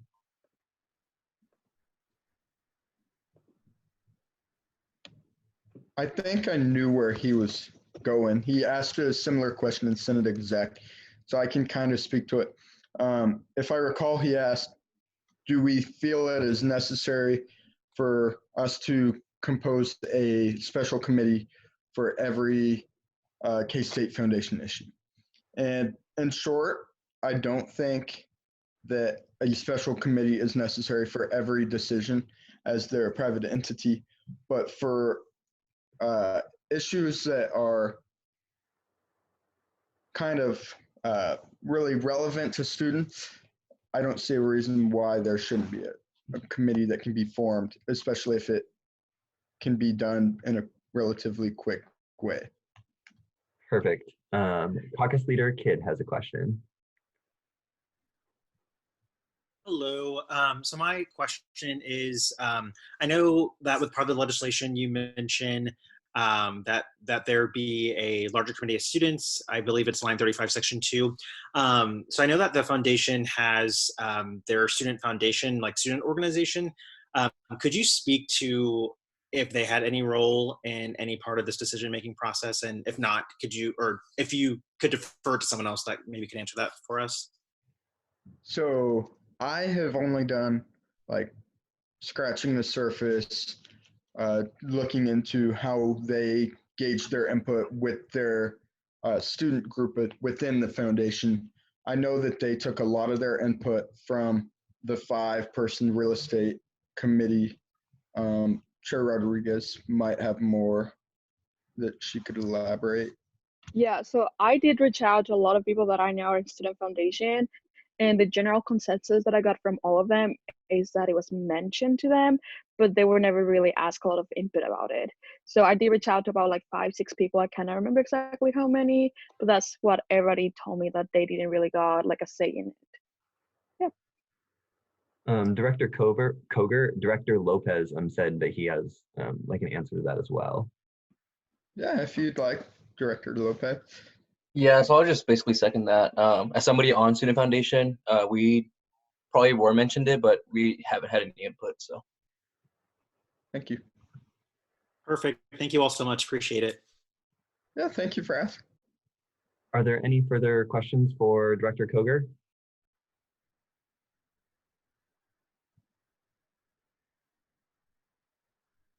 Seeing none, I will now move into opportunities for debate in the negative on this resolution. Senator Delaveau, you have speaking rights. Okay.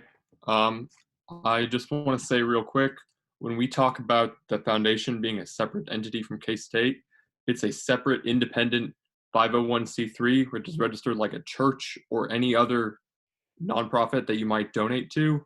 And just like I feel that we don't have any kind of jurisdiction or need student input on what a church or another nonprofit would do around campus, I don't really feel like student input would be necessary here either. I think they're independent and they can do what they want when they're not on university land. With that, are there any questions for Senator Delaveau? Senator Carr had a question. Hi, thank you for speaking tonight. Well, but if they are willing to take any student input, is it in our best interest not to give them any? If they're willing to hear what any students have to say, what's the negative of speaking? Senator Carr, I'm going to cut you off. Is that argumentative? You're bordering the line on debate like, and tonight I'm trying to do a good job of watching questions. So, Senator, Senator, can I try to rephrase it? If you can come up with a way to rephrase that, I'll allow it. You know what? I'll just withdraw it. Are there any further questions for Senator Delaveau? Chair Booz. Yeah, thank you for speaking as well. So it's also kind of a little known fact, but athletics is also a separate entity from K-State as a whole. Would you say that we should have impact on athletic decisions?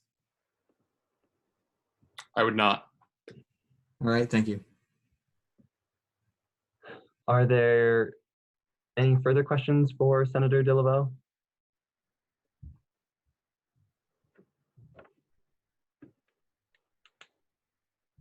Seeing none, I'll be seeking debate in the positive on this resolution. Just to remind everyone, Chair Rodriguez, I will give you the floor, but to remind everyone, just like with like speaker and like speaker pro tempore elections, I have to offer the opportunity 5 times or go until debate is exhausted. But I have to offer the opportunity 5 times before a motion of calling the previous question, which closes debate, is like in order. So just to keep that in everyone's mind, if there's a lot of debate, we have to go at least till 5 opportunities for each. And feel free to ask any questions that you have about like the parliamentary procedure part of this. And so Chair Rodriguez, you have the floor. Okay, hey guys. I just wanted to remind you that as senators, we're supposed to vote in the best interest of our constituents. So just keep that in mind whenever you're voting. It's mostly that.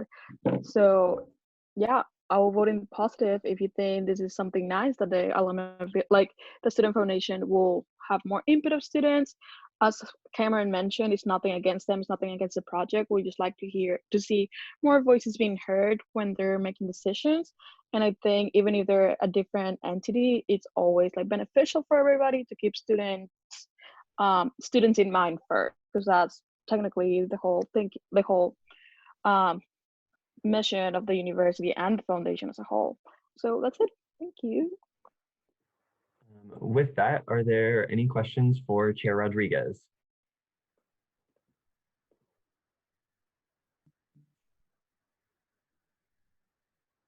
Seeing none. So next is debate in the negative. Treasurer Hines has deferred his speaking rights to Jansen Penny. So Jansen Penny, you have the floor. Perfect. Hey guys, this is probably the first time that I haven't been to Senate in a collared shirt in probably 3 years. But I'm not necessarily coming on to like really encourage you guys to vote against this. I just want everyone to have the full information as they do vote. So I'm going to go over a little bit of background there, and then give a few of my takes on it, and then take some questions. So a few different things that I want to touch on was for the Alumni Village project and on other projects too. This has been a partnership with the foundation that we've been nurturing, and it's really started off with Jordan Keel. And her and Lacey did a great job about getting us started in a lot of those meetings. And we started the Real Estate Advisory Committee the beginning of last summer, kind of after everything happened with the McCain project there. But it has been a lot more than just those 5 members on the committee, which that was me, Ali, Sadie, and Alan, and Ayana. And I'd say that's a pretty diverse group of people that would come from a lot of different backgrounds. And I know that some people have a different opinion than that, and that's okay. Another thing that I want to point out, so we talk a lot about student housing and what the foundation does for students, especially with housing. So within the past 6 years, they set out, they did an entire investigation, I guess I would call it, and a feasibility study on adding student housing right across from the K-State Student Union, and it was going to add 500 beds as well. And like kind of be like Jardine, where it's kind of connected to the university, but it's not like a residence hall. And after all their studies, all their input, they decided to not move forward with that. A lot of that with the housing market and how that's just one example of how, honestly, first they like did try to invest in the student plan, and that didn't work out because of all their reports, and so now they're moving on to the alumni side of it. And then for the future of those student rentals, I know that a lot of people like to cite that like we're taking away that housing. Those are some pretty old houses there, and so really not doing anything to the current houses and leaving them there is not an option at this point. So either they will move forward with this project and build brand new there, but if they weren't to do that, they would have to go in and renovate and remodel all those. It'd probably do a lot with the safety, but it would definitely hurt the affordability aspect of that. And so like leaving those houses there just for students is not really an option. And really to really keep it real with everyone too, a couple more points. At this point, there is nothing that is going to change this project moving forward unless alumni do not buy those spots there. So it is well beyond, they've been working on this for years, and so it's well beyond any turning back point, and I have a hard time seeing where extra input is going to make any definitive change in the project personally. Also, in a lot of senses, I know that we added a whereas clause that kind of commends the KSU Foundation, but this is a partnership that we've been working pretty hard on, especially over the past 2 years. And I really think in one way this is kind of biting the hand that feeds us and demanding more out of a pretty new partnership that we've been really working to help develop. And so I really think that this kind of puts a sour taste in their mouth. I've already talked about it with Kate Ryan, with Greg Lawrence, and they have passed the message on to Greg Willems as well. So they're all very much aware about some of the student concerns out there too. And we're just trying to find the best way to move forward there. And then lastly, I've had some concern about students asking if this might take away from other student projects. And personally, I really don't think that alumni are sitting there with $700,000 deciding on whether they're going to invest in the Alumni Village or whether they're going to invest in Cardwell Hall. I would really like to think if an alumni has $700,000 of discretionary funds to buy a second house, that they're also contributing and will continue to contribute to different student projects. And I do not see that being an issue here. like taking resources away from students as well. I think that's all my points, so I'd love to take any questions. Are there any questions for our speaker? Chair Colburn asked like if we're aware of the overall goal of the Alumni Village project for the foundation / K-State. So yeah, like what's the final outcome there? Yeah, and so thank you for asking that, Chair Colburn. To my understanding, really the overall goal is to provide an opportunity for alumni who like want to get more connected to K-State, who want to come back to town more, to really provide them that opportunity to not only just like visit for like a game day, but have like a place where like they can call home here. And then within that, they're really hoping to build more partnerships between those alumni who are going to live there with Kansas State University, with athletics, and then also kind of nurture that philanthropic relationship as well. So it's all about like nurturing to the alumni too, because at the end of the day, like we're all students now, but there are thousands and thousands of other students who came before us, and they're also still a part of Kansas State University. They're the reasons that I have scholarship. They're the reasons that a lot of you have scholarships as well. And so it's very important that we keep them in mind too, because they're just as much as the K-State family as our students. Chair Booz, I see that your hand is raised. Did you have a question? Yeah, I do. Yeah, thank you for speaking, Jansen. My question is around your conversations with people at the K-State Foundation about this. Would you say that this has already left a bad taste in their mouth, or something similar? No, personally, I don't. We have a very good relationship right now with Kate Ryan and Greg Lorenz, who is the KSU Foundation staff that really bring all the information for us to the real estate advisory committee. I know that like they are open enough to share all these different projects that they are looking at, all this confidential information with us because they really trust us with that. And I just want to make sure that we continue that partnership and keep it good. But as far as now, no, Chair Booz. All right, thank you. Senator Johnson, did you have a question? I got a raise hand notification from you. Yes, I did. I just wanted to ask if you could elaborate more on the negative consequences you believe that it will have on students if this resolution is passed. Yeah, no, I don't think it'll have very many negative consequences on students, other than I think it's going to create a lot of work for something that is not going to change the continuation of the project at all. And so I think a lot of people are going to have to be putting in work on the Alumni Village, which will be happening regardless of if this passes or does not. And that's time and work that could be placed into other opportunities that might impact students heavier here on campus. There is another question. However, I am noticing that time for questions has expired. Since there's a question waiting in the chat, is there a motion? Chair Booz moved to extend time for questions by 5 minutes, seconded by Senator Caucus Leader Carlson, excuse me.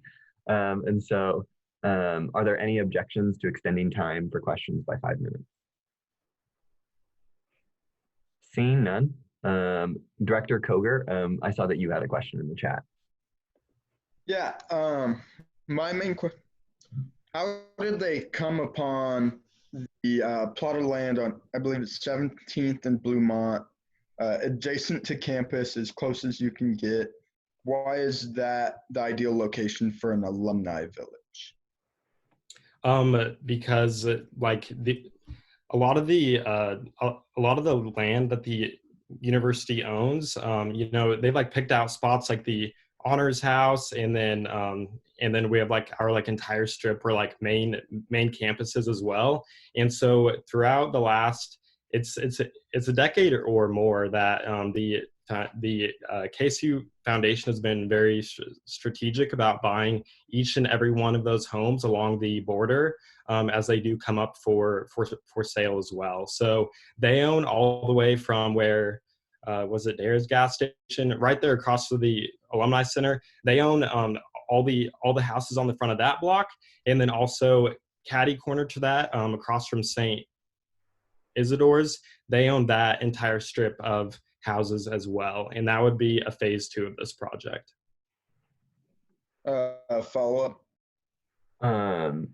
I think that Senator Blaine Snyder, did you want to be deferred? Jansen, are you okay? Yeah. Yes. Yeah, so I've talked to some people at the foundation, and a big part of that location being where they bought that land for the alumni really is partially because it's close to Aggieville, and another part is like it's right across from Old Stadium and like Ahern, and all these alumni are like really old from like back when we actually played sports there, and so having that location specifically could be good for them because like nostalgia and whatnot. And then, sorry, I'm trying to keep everything in order. So Director Koger, you asked for a follow-up question next. So your follow-up is granted. Do you know how much capital they would have invested in buying the land along that strip?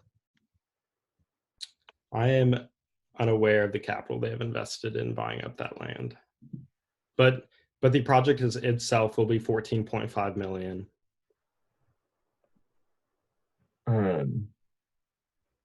Are there any further questions for our speaker?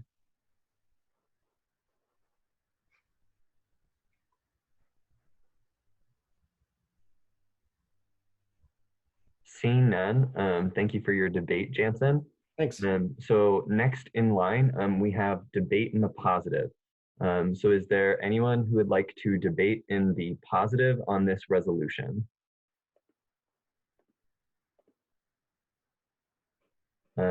Chair Booz, did you raise your hand? Yeah, that was me. Okay, yep, you have speaking rights.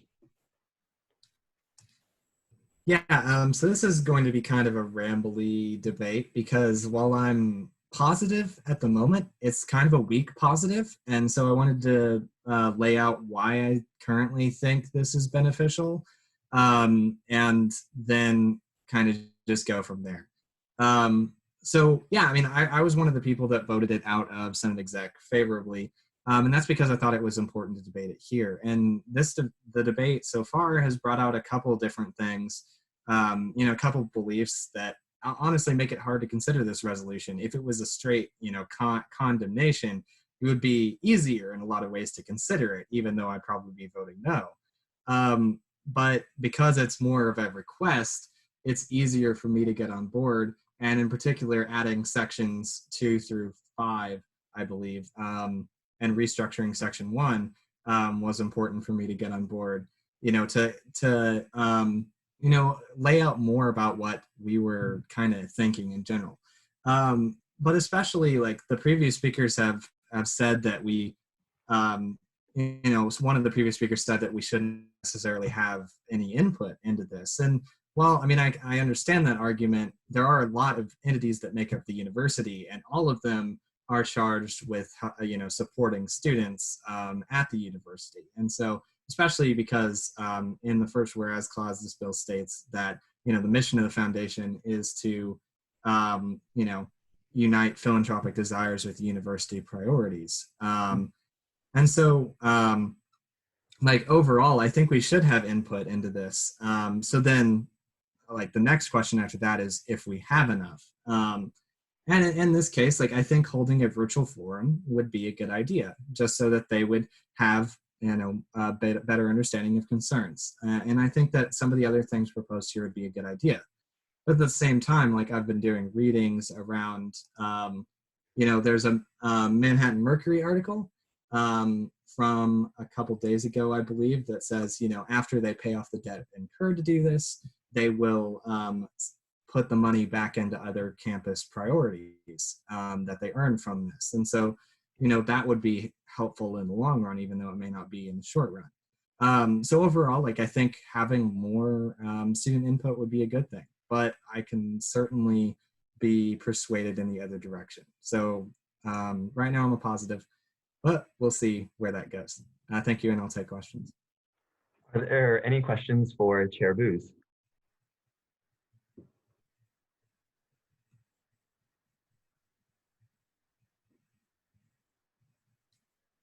Seeing none, I will now seek anyone who has debate in the negative on this resolution.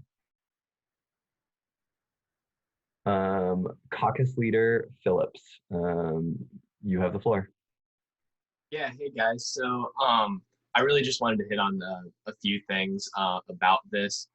So first, really, the first thing that I really wanted to point out was that in regards to the KSU Foundation, there are already, I know that we've had two different avenues already mentioned for student input on this, both the Real Estate Advisory Committee that we already have, as well as the Foundation student group. So I really feel like with the purpose of this bill being to hold a virtual forum and to gather more student input, I feel like those avenues already exist. Now, granted, we've had discussions about how well they were utilized. And while I understand that, I don't feel like creating a new, I guess, like avenue, a new group to advise the foundation would necessarily be an effective way to do this.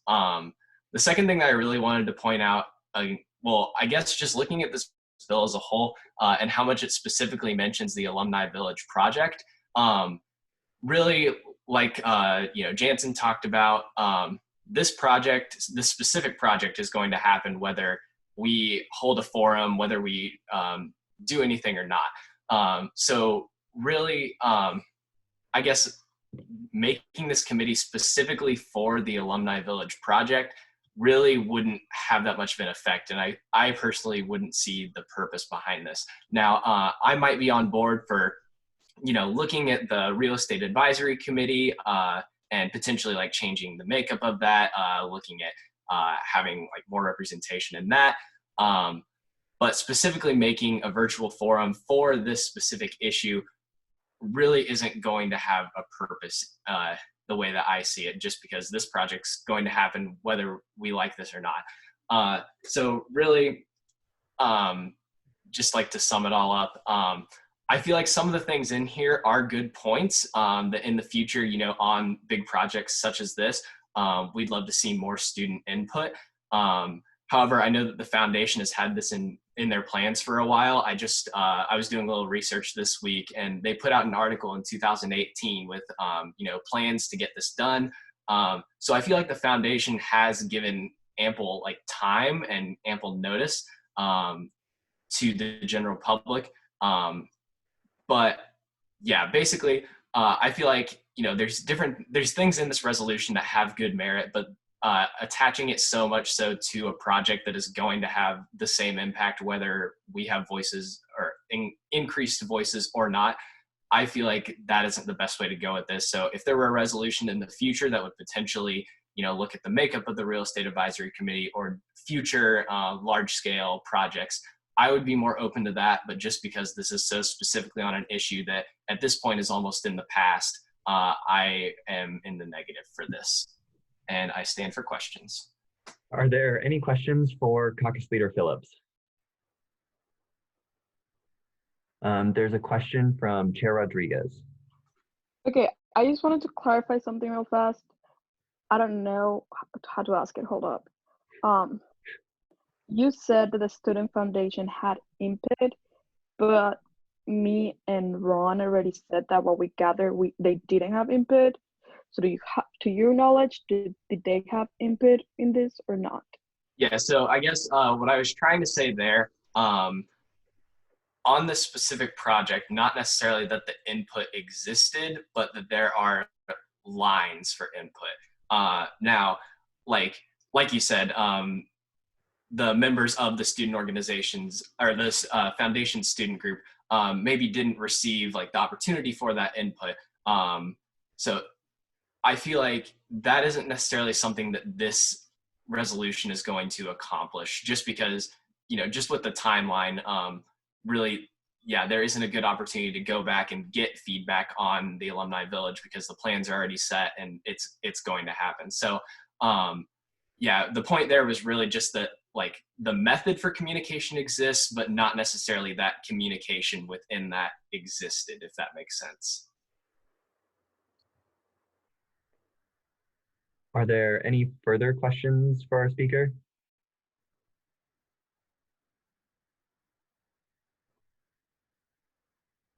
Seeing none, I will now be seeking debate in the positive on this resolution.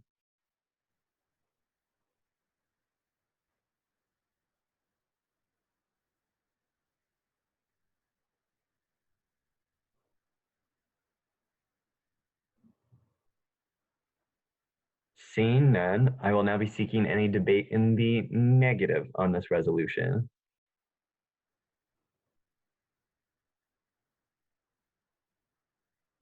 Senator Harmon, you have the floor. Thank you, Speaker Rothwell. Yeah, so when I was coming into this meeting, I really wasn't sure how I was going to be voting. And I would like to thank all of the people who stood up in debate, did some great pieces of debate before this. And a couple of the pieces that have been brought up have really swayed my mind. First off, speaking as I've been a member of Student Foundation for the past year and a half or so. And so, yeah, I can definitely vouch for it. What it was mentioned, but there wasn't a whole lot of input from Student Foundation.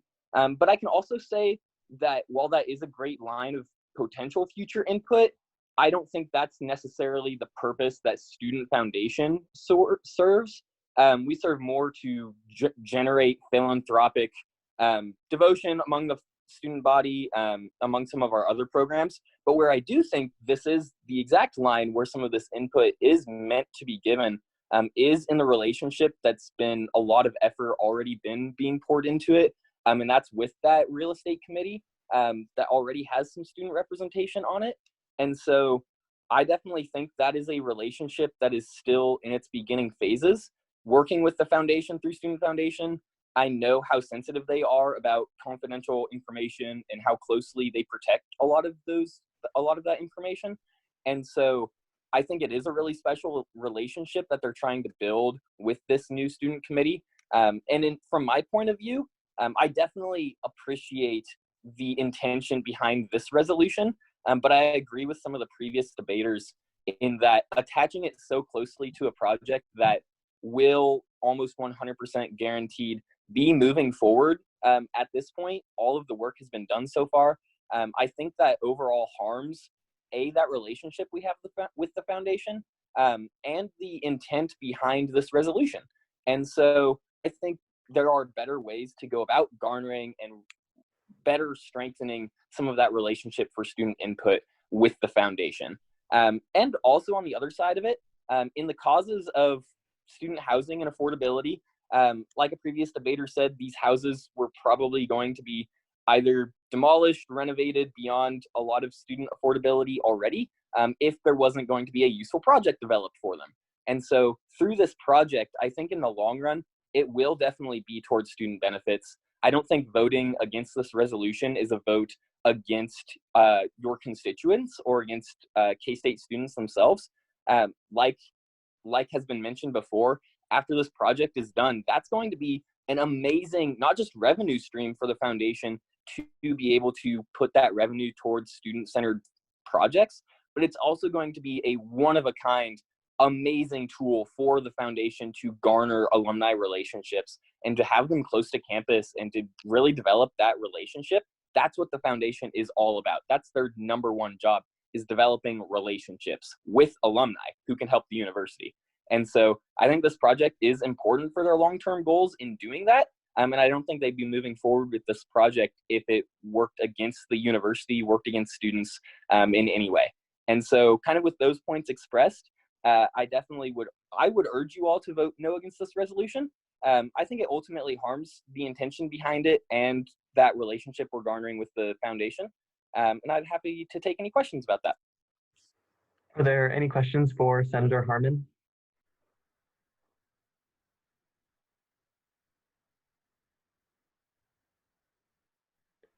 Seeing none, I will now be seeking debate in the positive on this resolution.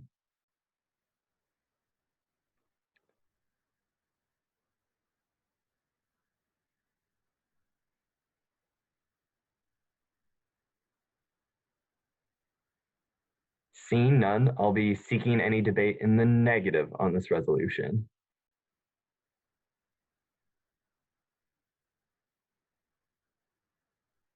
Is there any further debate at all?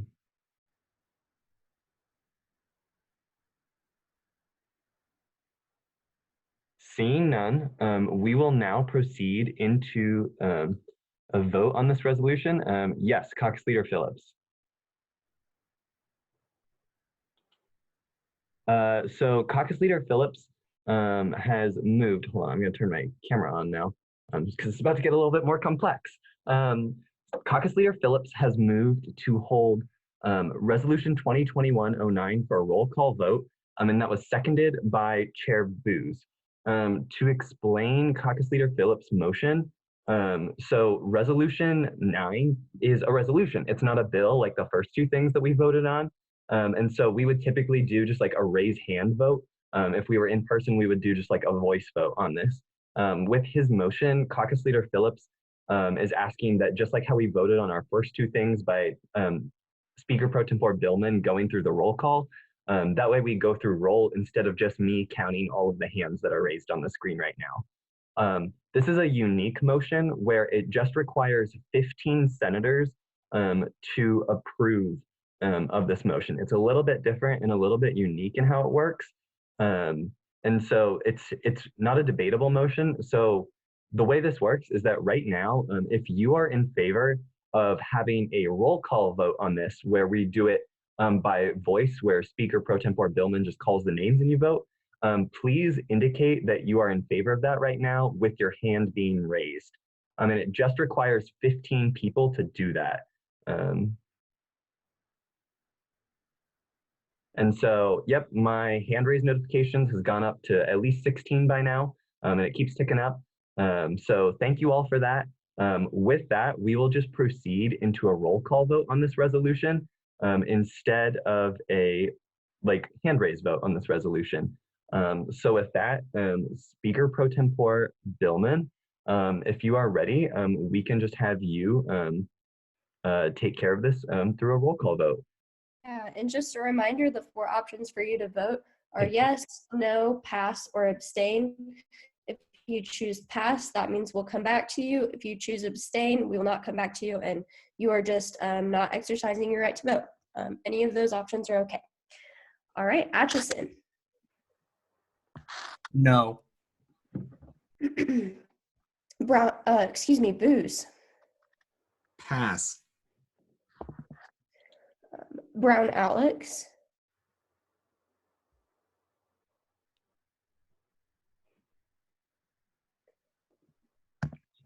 Okay. Brown Madison. Yes. Roos. Brummett. Abstain. Bruna. Burke. Pass. Carlson. Yes. Carr. No. Clark. Clements. No. Colburn. Yes. Cox.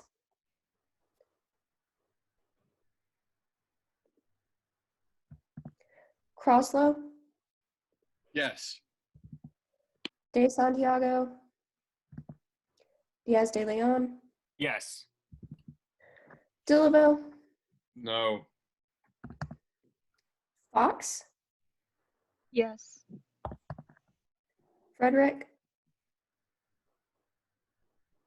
Senator Frederick abstained. Okay. Gallardo.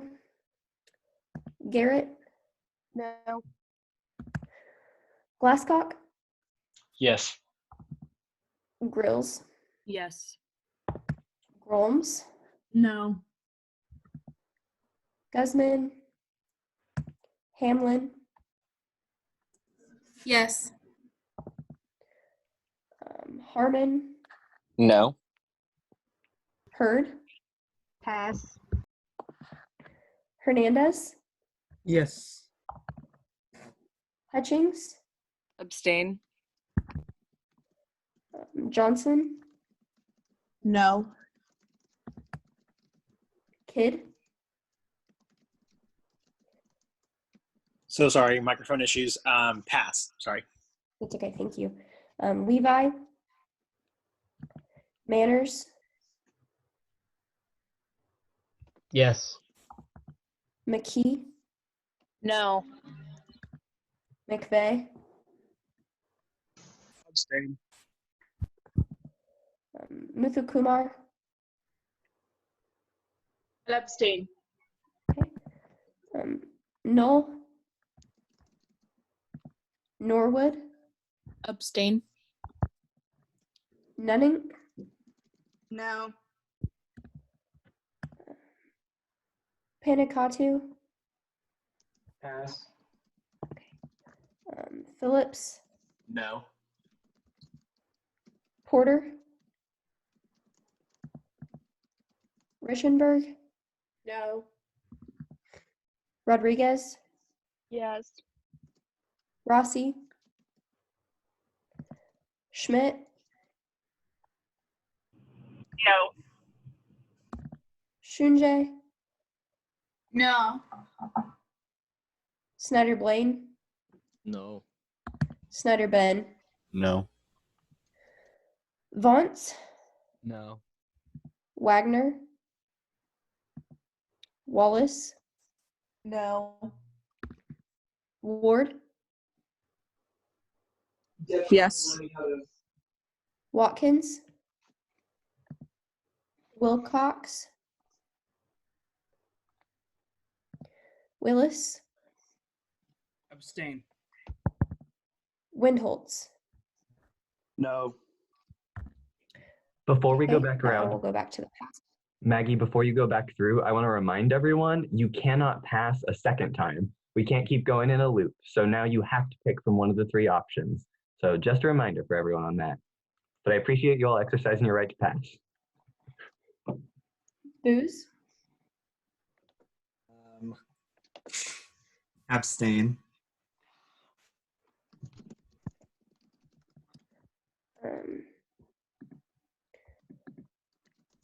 Burke, Yes.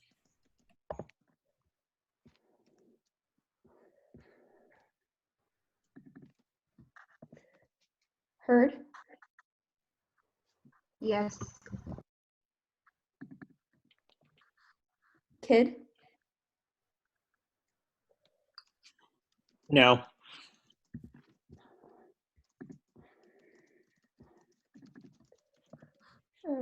Panicatu, No. okay. Was there anyone I missed?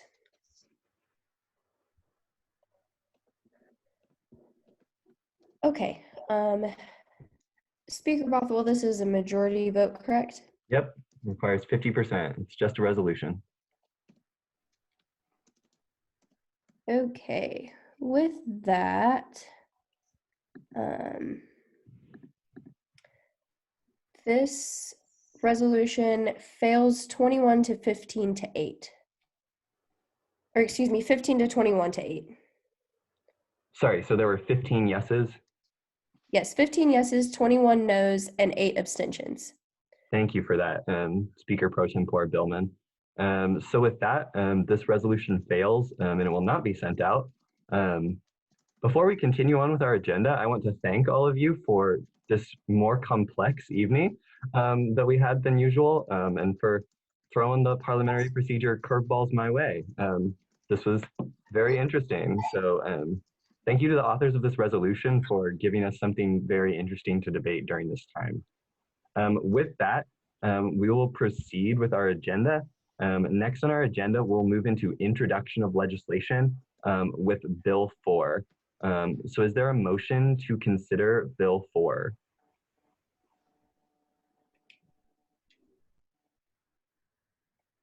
Moved by Chair Booz and seconded by Caucus Leader Phillips. Will the author please come forward? This bill is also a little lengthy, I will entertain a motion for the author to summarize at this point in time as well. Motion to summarize by Caucus Leader Carlson, seconded by Senator Johnson. Are there any objections to the author being allowed to summarize here? Seeing none, Donnie, I believe you have the floor. Hey there, everyone. For those who don't know me, my name is Donnie Riffle. I served as the Privilege Fee Committee Chair this past term, and this bill is kind of a project that Nathan and I specifically were working on over the past year and are looking to get finished up here before we move into the bulk of the next term. So essentially, Privilege Fee NCs follow a typical 3-year review cycle. So every NC normally will be reviewed every 3 years. As such, to divvy up the work, we split the NCs into 3 categories. That would be year A, B, and C. And these are all listed within our statutes. But over the past few years, due to several reasons, the actual review schedule is no longer lining up with the contracts. And this due to things such as getting a 1-year or 2-year contract, or other just changes like that that have resulted in the NC's contracts not lining up with the actual review schedule. And this led to issues such as the past 2 years, where 2 years ago there were only 4 entities reviewed in the committee cycle, and last year there were around 8 entities reviewed. And this just kind of really messed up the workload for the different committees, and is kind of something that we've been looking to resolve, which is what we're looking to do with this piece of legislation here. Essentially, what this does is realigns the entities with their review years. So if you go down and look, it lists those out, having year A with student health, counseling services, fine arts, collegiate medium group, year B having the union, year C having Center for Student Involvement, and kind of lining up the entities that go along very well with those bigger entities, and really just keeps the workload split up more evenly. It also goes down to the auditing schedule, which is offset 1 year from the NC review schedule.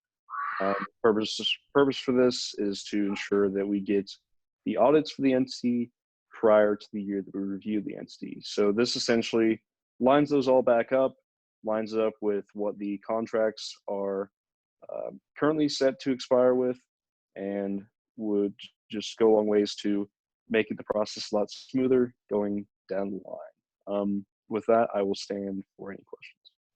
Are there any questions for Donnie Riffle about this piece of legislation?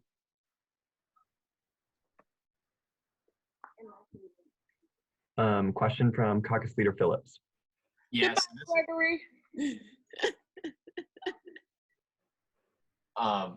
So this is kind of for either Donnie, Nate, or Madison.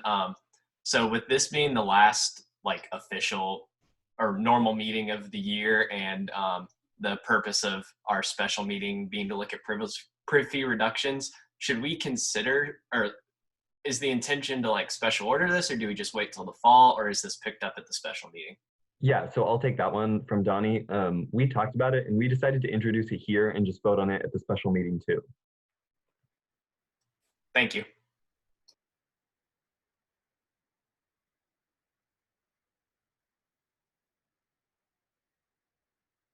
I apologize for that. I had a cough. Are there any further questions for the author?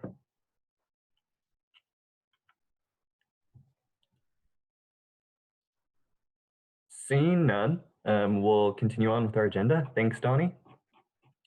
So we really only have a couple things left for this evening. That was our only piece of legislation that was being introduced tonight. So next we're entering our second open period. Are there any speakers for our second open period?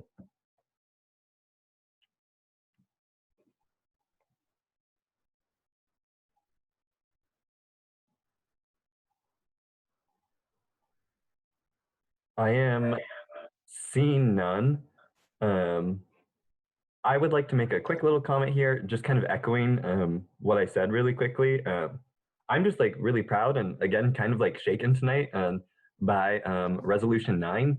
I think it's like really, I just think you all did like a very good job and were very professional handling like a really like intellectual debate about the merits of like a piece of legislation and what it does.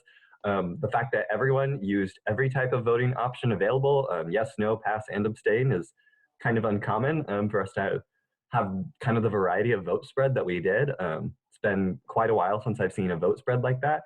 So I just want to commend all of you on your like thoughtfulness and thoroughness for your discussion and behind your voting tonight. I just think that you know, it's really important that when things are important that we're talking about, that we spend the time like marinating on them and giving them the thought that they need. So I just want to say that I'm really proud of you all. I know that sometimes it's really weird for things to fail because most of what we do passes, but like healthy dissent is like really good and helps us formulate like the best ideas for things. That's why voting exists at all, is to help us reach decisions on things that are hard. So I just want to say that I'm really like appreciative of all of you and thank it all for tonight. Our advisor, Kelly Ferris, has a comment as well, so I'll let her go now. Thanks, Nate. So I really just wanted to say, I know this will be our last official meeting before finals week. And for those of you who are here as guests who will be graduating, know that we're super happy for you, super excited for everyone. Good luck to all of you on dead week and finals in 2 weeks. I know I personally am looking forward to what summer means in the coming weeks, and I look forward to connecting with everyone come fall semester. But please make sure you take care of yourself while you're preparing for finals and take time to take a breather over the summer when you get the chance to. So if anybody needs anything over the summer, though, please don't feel odd reaching out to our office or to myself. I'm here to help support you all as well. So good luck and congratulations to all of those who are leaving K-State. Thanks for that, Kelly. Speaker Pro Tempore Billman. Hi, everyone. Just to echo kind of what Nathan said, really proud of you all tonight for your attention to detail with everything. I just want to reflect upon caucus leader elections really quickly. I think you all handled that well. I saw some really great discussion happening and planning happening for the following year. I just want to encourage you all that if you have any ideas that you want to run by me, to shoot me an email. I'll send that in the chat in just a sec. About ideas you have. I'd love to serve as a resource over the summer. I saw some really great sparks of passion lit tonight, and I don't want to see that fire die down over the summer. So please email myself or even Nathan if you have any ideas. We're so excited to work in this coming year with you, and we'll see you in May. Are there any further second open period speakers?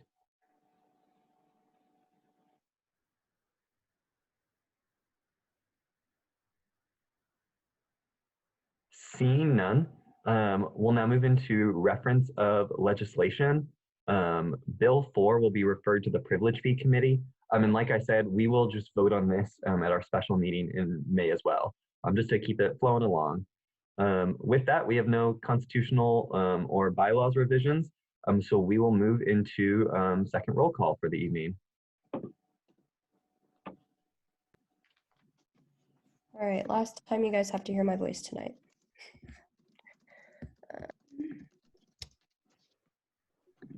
All right, Atchison. Here. Booz. Here. Brown Alex. Brown Madison. Here. Bruce. Brummett. Here. Bruna. Burke. Here. Carlson. Here. Carr. Here. Clark. Clements. Here. Colburn. Here. Cox. Croslow. Here. De Santiago. Diaz de Leon. Here. Gildevo. Here. Fox.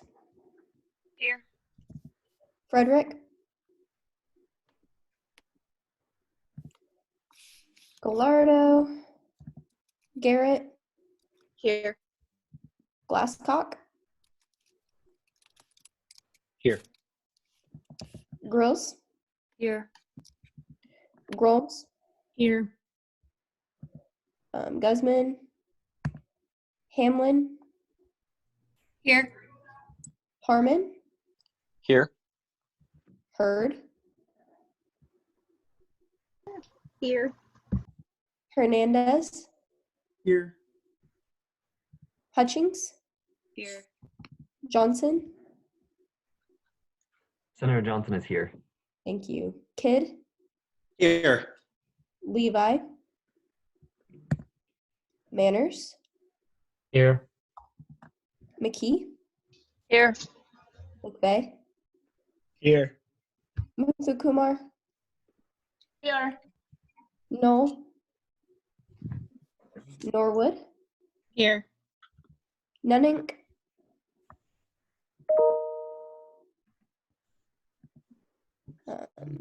sorry, I got an email notification. Was Senator Nunink here? Yes, here. Okay, thank you. Phillips, Here. Panicatu, Here.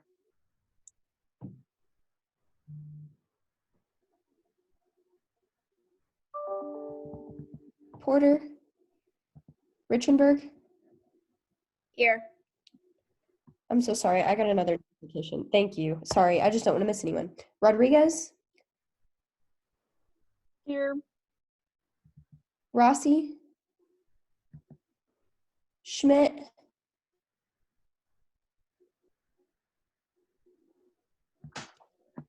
Junjay,